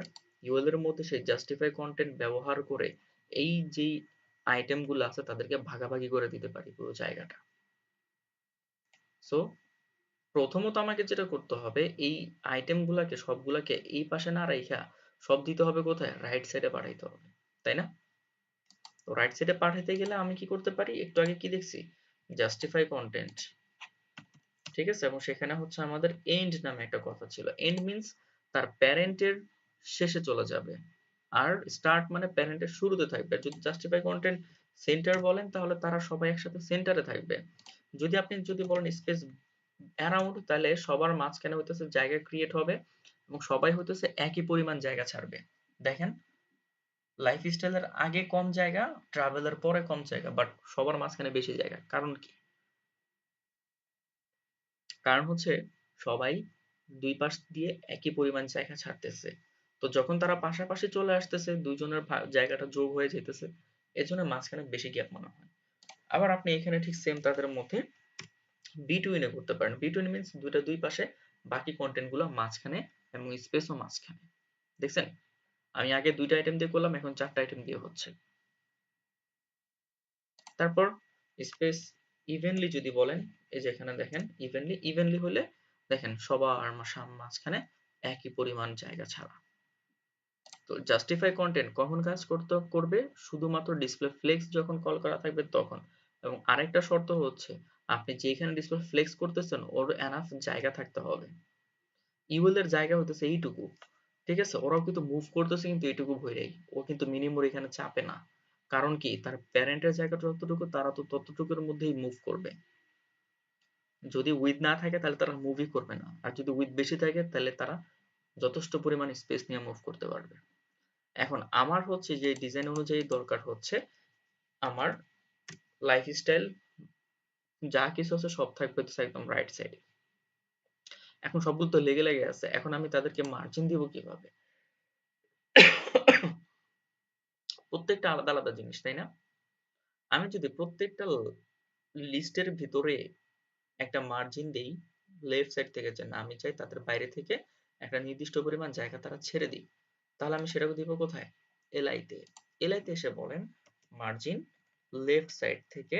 আপনি কেন লেফট দিব, কারণ হচ্ছে আমার এই পাশে তো বসেই গেছে, আমার জায়গাটা এখান থেকে ছাড়াই তাদেরকে বড় করতে হবে। সো মার্জিন লেফট দিচ্ছি, সাপোজ হচ্ছে 30 পিক্সেল। দেখেন সবার রাইট সাইডে, লেফট সাইডে 30 পিক্সেল করে জায়গা ফাঁকা হয়ে গেছে। So what is margin? Margin space create করে, বাট সেটা কিভাবে করে, বাইরে থেকে। ফটোডের ভেতরে তো আর হয় নাই, হয়েছে কোথায়, বাইরে। একটা ব্যাকগ্রাউন্ড কালার দিয়ে একটু চেক করে দেখেন তো, বাইরে হলো না ভিতরে হলো, দিছে রেড। স্পেস কোথা থেকে পাইছে, বাইরে থেকে। এখন আসেন, যদি এখানে আমি প্যাডিং ব্যবহার করতাম, দিলাম 20 পিক্সেল, তাহলে দেখেন স্পেস কোথা থেকে পায়, ভেতর থেকে। সো মার্জিন বাইরে, প্যাডিং ভিতরে, জাস্ট এটাই মনে রাখেন, আর কিছু মনে রাখার কোনো দরকার নেই। ঠিক আছে? ক্লিয়ার সবাই? এবার কি একটু ফ্লেক্স এর বিষয়টা বুঝতে পারছেন? Justify content, space, around, end, start, center. Clear?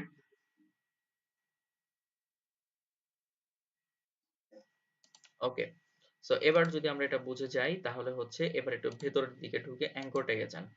Anchor ট্যাগে দেখেন একটা আন্ডারলাইন আছে, এটা আসলে আসে হচ্ছে অ্যাঙ্কর ট্যাগের কারণে। আপনি এখানে বলেন টেক্সট ডেকোরেশন, মানে এটা একটা ডেকোরেশন থাকে ডিফল্ট ভাবে অ্যাঙ্কর ট্যাগের ভিতরে, সেটাকে আপনি বলেন নান, তাহলে সবগুলা শেষ। টেক্সট গুলা কেমন দেখেন তো, সবগুলা ক্যাপিটাল লেটার এবং হচ্ছে কালারটা একটু অন্যরকম। ফটোশপ থেকে যদি কালার নিতে চান তাহলে হচ্ছে আপনি এখানে টেক্সটে ক্লিক করে এরকম, মানে একটা পপআপ আসবে, সেটা অফ করে দিবেন, তাহলে দেখবেন এখানে হচ্ছে কালারটা চলে আসছে। সো কালারটা কপি করি, এগুলোকে বলে কালার কোড। আমরা আগের দিন হচ্ছে কালার দিছিলাম মন মতো কইরা, আর এখন আমরা কালার দিব হচ্ছে কোড থেকে। তো এখানে একটা কোড আসছে, সেই কোডটাকে আমি কপি করছি এবং কোডের আগে একটা হ্যাশট্যাগ দিয়ে কালারটাকে বসাই দিছি। দেখেন তো কালার চেঞ্জ হয়েছে না? এগুলোকে বলা হয় হেক্স কোড, মানে হেক্সা কোড। 6টা নাম্বার থাকে একটা কালারের, সেই 6টা নাম্বারের কারণে এটাকে বলা হয় হেক্স কোড। ঠিক আছে? এবং সামনে হচ্ছে এটাকে কলিং এর সিস্টেম হচ্ছে একটা হ্যাশট্যাগ দিয়ে তারপর কল করতে হয়। সো আমাদের কালার কিন্তু হচ্ছে আমরা যে লাল নীল সবুজ দিয়ে আসছি, এগুলো কিন্তু কোনো কালার না। ঠিক আছে? সো আমরা এরকম ডিজাইনে যে কালার ব্যবহার করা হয় সেগুলো আমরা হচ্ছে কোড হিসেবে ব্যবহার করি, আমরাও ব্যবহার করার সময় কোড হিসেবে ব্যবহার করব। ওকে? তারপর টেক্সট গুলোকে একটু বড় করতে হবে, এটা আপনি সিএসএস দিয়ে করতে পারেন। সো আপনি বলতে পারেন যে টেক্সট ট্রান্সফর্ম, দেখেন ট্রান্সফর্ম ক্যাপিটালাইজ বললে সবগুলোর প্রথম অক্ষর হতেছে ক্যাপিটাল হয়ে যাচ্ছে, তারপর লোয়ার কেস বললে সব আবার লোয়ার কেস হয়ে যাচ্ছে, তারপর আপনি যদি আপার কেস করেন সবগুলো আপার কেস হয়ে যাচ্ছে। ভেরি স্ট্রেঞ্জ, তাই না? কোডগুলা হয়ে গেল। তারপর দেখেন মিনিমাম উপরের দিকে একদম লেগে গেছে, লাইফস্টাইল একদম লেগে গেছে, বাট আমার ডিজাইন বলে কি যে না তারা লাগবে না, তারা উপরে নিচে সমান ভাবে হতেছে একটা গ্যাপ পাবে। তাহলে এই গ্যাপটা আমরা কিভাবে দিব বলেন তো? গ্যাপ দেওয়ার জন্য আমরা কি ব্যবহার করি?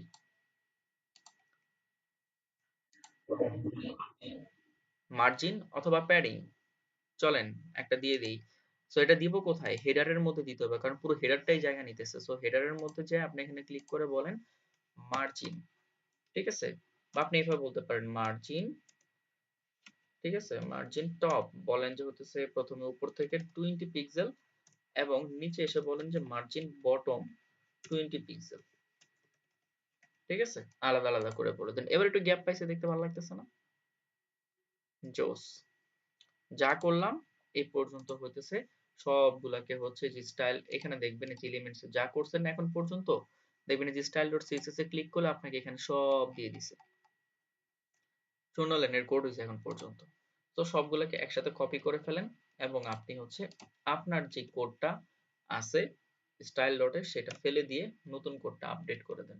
তার মানে এখন আর আমরা কোড করলাম না, ওইখানে লিখছি, ওইখান থেকে এখানে এনে বসাইছি, জাস্ট পেস্ট। কেমন হইলো বিষয়টা? এখন যদি আপনি এখান থেকে বারবার রিলোড দেন কিচ্ছু হবে না, কারণ এগুলো সিএসএস এ সেভ হয়ে গেছে, ঠিক আছে? এখন আর কোনো বিষয় নেই। আগের থেকে সময় বাঁচলো নাকি? দেখে দেখে কাজ করলাম। ইন্সপেক্ট ছাড়া কোনো কাজ করা সম্ভব না, মনে রাখেন। সো ইন্সপেক্ট কঠিন লাগলেও ইন্সপেক্ট করে আপনাকে কাজ করতে হবে। কঠিন লাগবে কারণ আপনি হচ্ছে এখন নতুন, দু একদিন কাজ করলে ইন্সপেক্ট আপনার কাছে সহজ হবে। পরবর্তীতে আপনারে টাকা বাড়াই দিয়েও হতেছে বলবো, এটা করানো সম্ভব না যে আপনি ইন্সপেক্ট ছাড়া কাজ করবেন, আপনি করবেনই না, ঠিক আছে? ইন্সপেক্ট হচ্ছে লাগবেই লাগবে, মাস্ট। বুঝতে পারছি সবাই? মজা পাইতেছেন নাকি বোরিং, নাকি মাথার উপর দিয়ে যেতেছে, কিছুই বুঝছি না।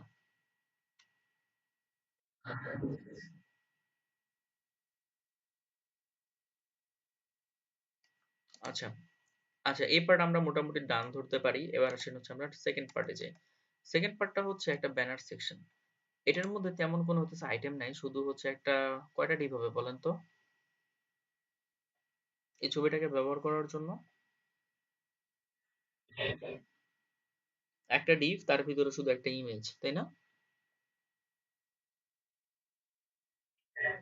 হুম। আর ওই ডিপের কি কোনো উইডথ দিতে হবে?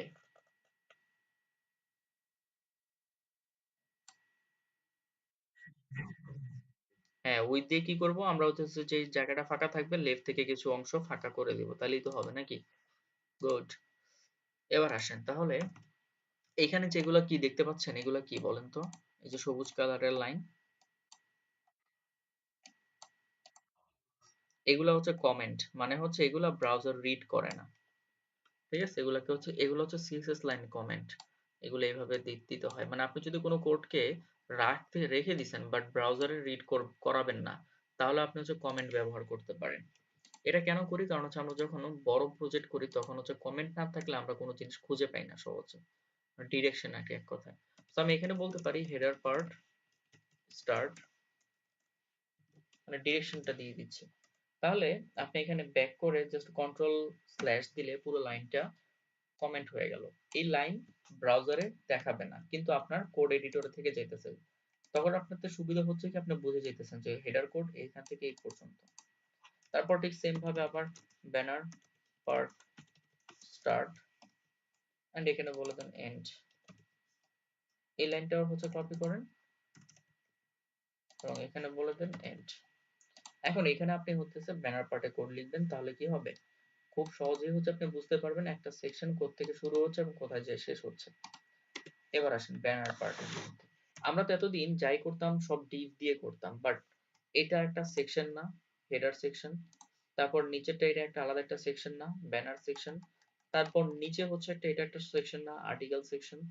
মানে প্রত্যেকটা ব্লক কিন্তু একটা একটা সেকশন হিসেবে থাকে, তার ভিতরে আবার ব্লক বসাইতে হয়।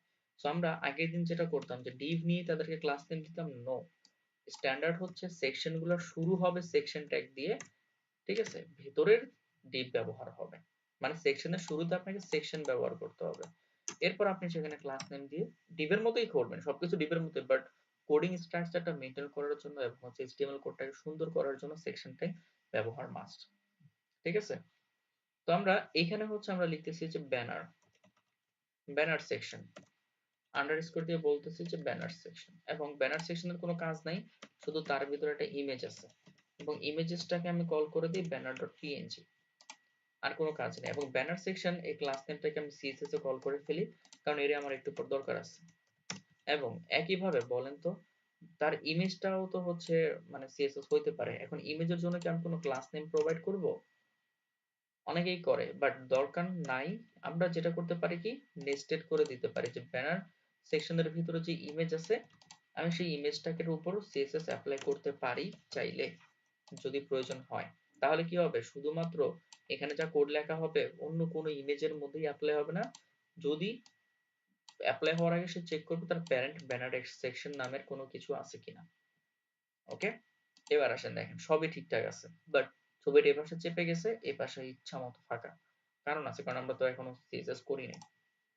তো চল আমরা সিএসএস করি। তো সিএসএস অনুযায়ী যেটা হওয়া উচিত যে আমার এই ব্যানার সেকশনের উইথ দিব হচ্ছে আমরা আমাদের হেডারের সাথে মিলায় 90%, এবং মার্জিন হইতেছে লেফট থেকে হইতেছে 5% ভাগ করে দিব, মানে 10% এর 5% লেফটে, 5% হচ্ছে রাইটে, বাট স্টিল নাও হচ্ছে এখানে একটা গ্যাপ আছে। ওয়াই?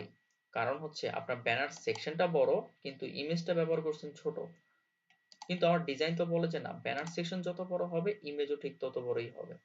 এখন কি কারবারটা হইলো, এখন যেটা করতে পারি আমরা এই ইমেজটাকে ধরে বলতে পারি যে তুমি তো ছোট বাট তোমার বাবার সম্পত্তি তো অনেক, তুমি তোমার বাবারটা পুরোটা নিয়ে নেওয়ার জন্য আবেদন করো। That means banner section IMG কে আমি বলবো যে উইথ 100%, এইটা করলে অনেকগুলা সুবিধা, যেটা হইতেছে সে বকে যাবে না। দ্যাট মিনস যদি আমার ডিভ ছোট হইতো, ইমেজ বড় হইতো, তাহলে সেই ইমেজটা ডিভ থেকে বের হয়ে যাওয়ার সম্ভাবনা ছিল বা থাকে বা বের হয়েই যায়, ঠিক আছে।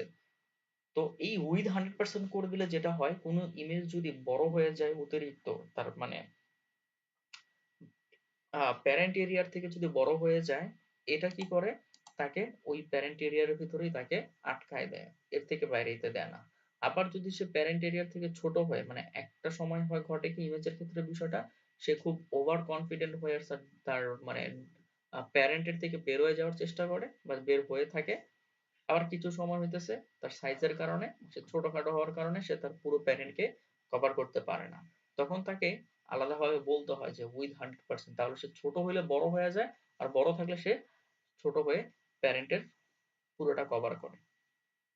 সো এই সেকশনের মধ্যে ইমেজের মধ্যে উইথ 100% এটা দিতে হয় কখন, এটা অলওয়েজ দিয়ে রাখবেন, কারণ হচ্ছে আপনি ছোট ইমেজ দিয়ে করছেন বাট ক্লায়েন্ট হয়তো বা ইমেজ চেঞ্জ করতে পারে, সো তখন যেন হতেছে ছোট বড় নিয়ে কোনো প্যারা না হয়।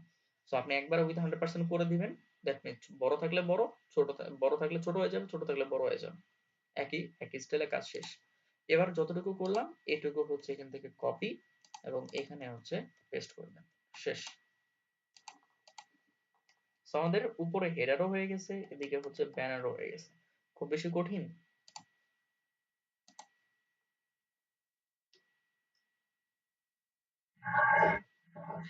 যারা একদম নতুন তারা কি বিষয়গুলো বুঝতে পারতেছেন?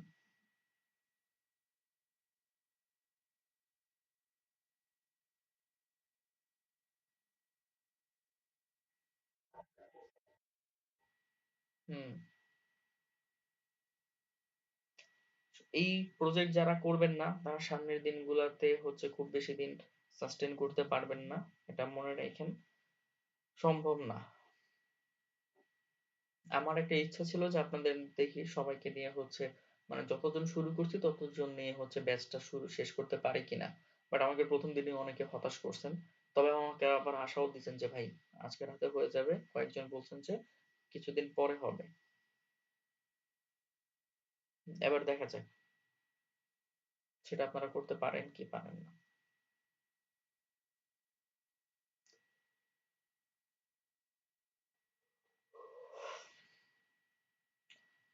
এমনিতে ক্লাস মজা লাগে? ক্লাস ভালো লাগতেছে নাকি?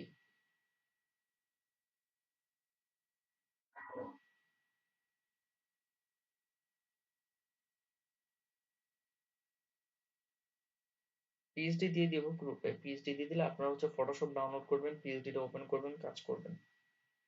ঠিক আছে?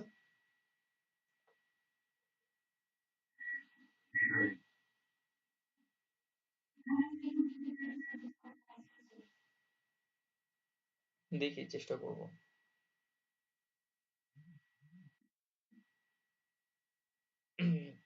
এমনিতে কারো কোনো মানে সাজেশন যে ভাই এভাবে না ওইভাবে, বা এই পার্ট গুলো আরেকটু স্লো যাওয়ার বিষয়, বা হচ্ছে একটু ধীরে সুস্থে ক্লাস নেওয়ার বিষয়, বা একটু ফাস্ট, বা যে কোনো দিক থেকে যে কোনো ধরনের কোনো কিছু আছে বলার?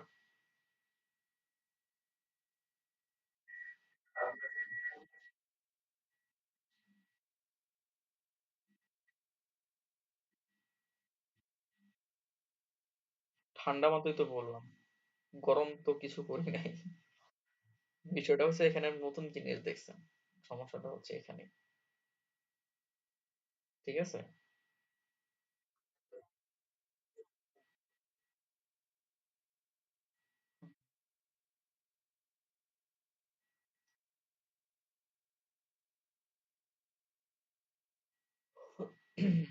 সেটা তো, সেটা আছে শুনেন, সেটা তো কাজ করেই, প্র্যাকটিসের উপর সবকিছু।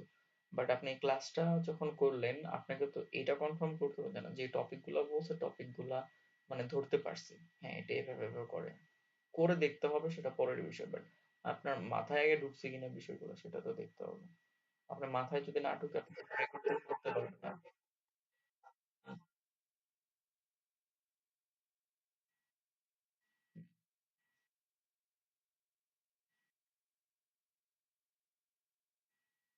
হুম, হ্যাঁ সেটাই।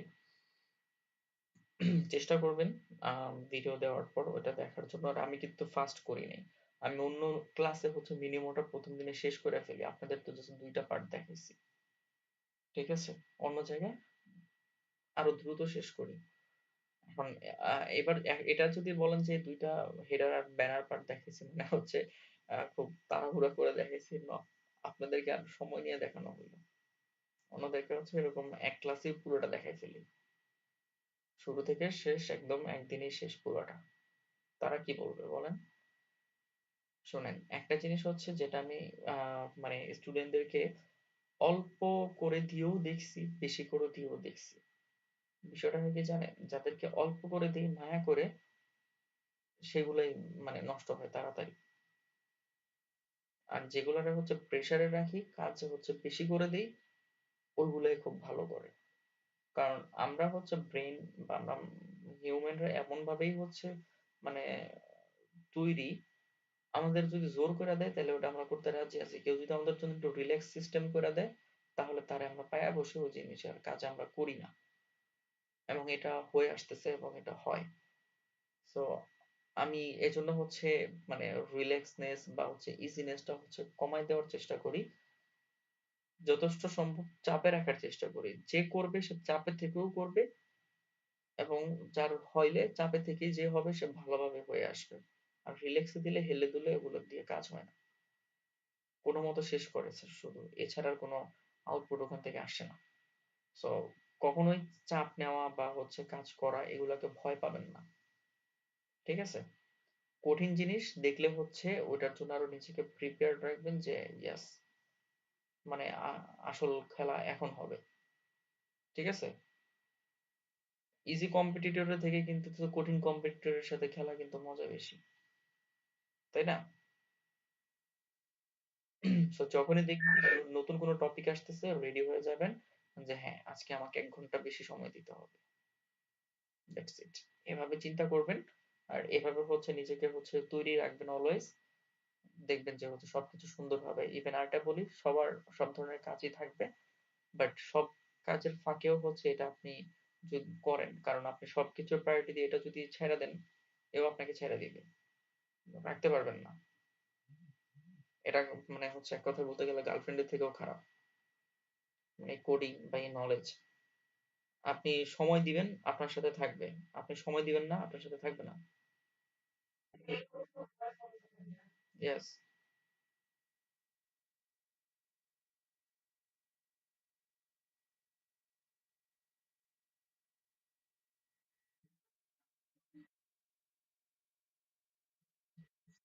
আপনার ওয়েবসাইটে পাবেন তো এটা।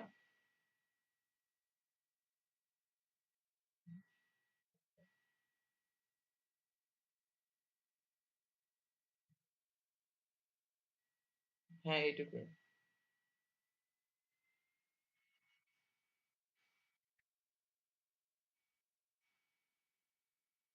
ভয় পায়েন না। এটা তো জাস্ট শুরু। এরপর আমরা আরো অনেকগুলা করব। সো আপনি যদি এইটুকুই একটু করে যদি শিখে রাখেন, পরেরগুলা হচ্ছে করতে থাকবেন, আরো করবেন। একই জিনিস রিপিটেডলি বারবার আসবে।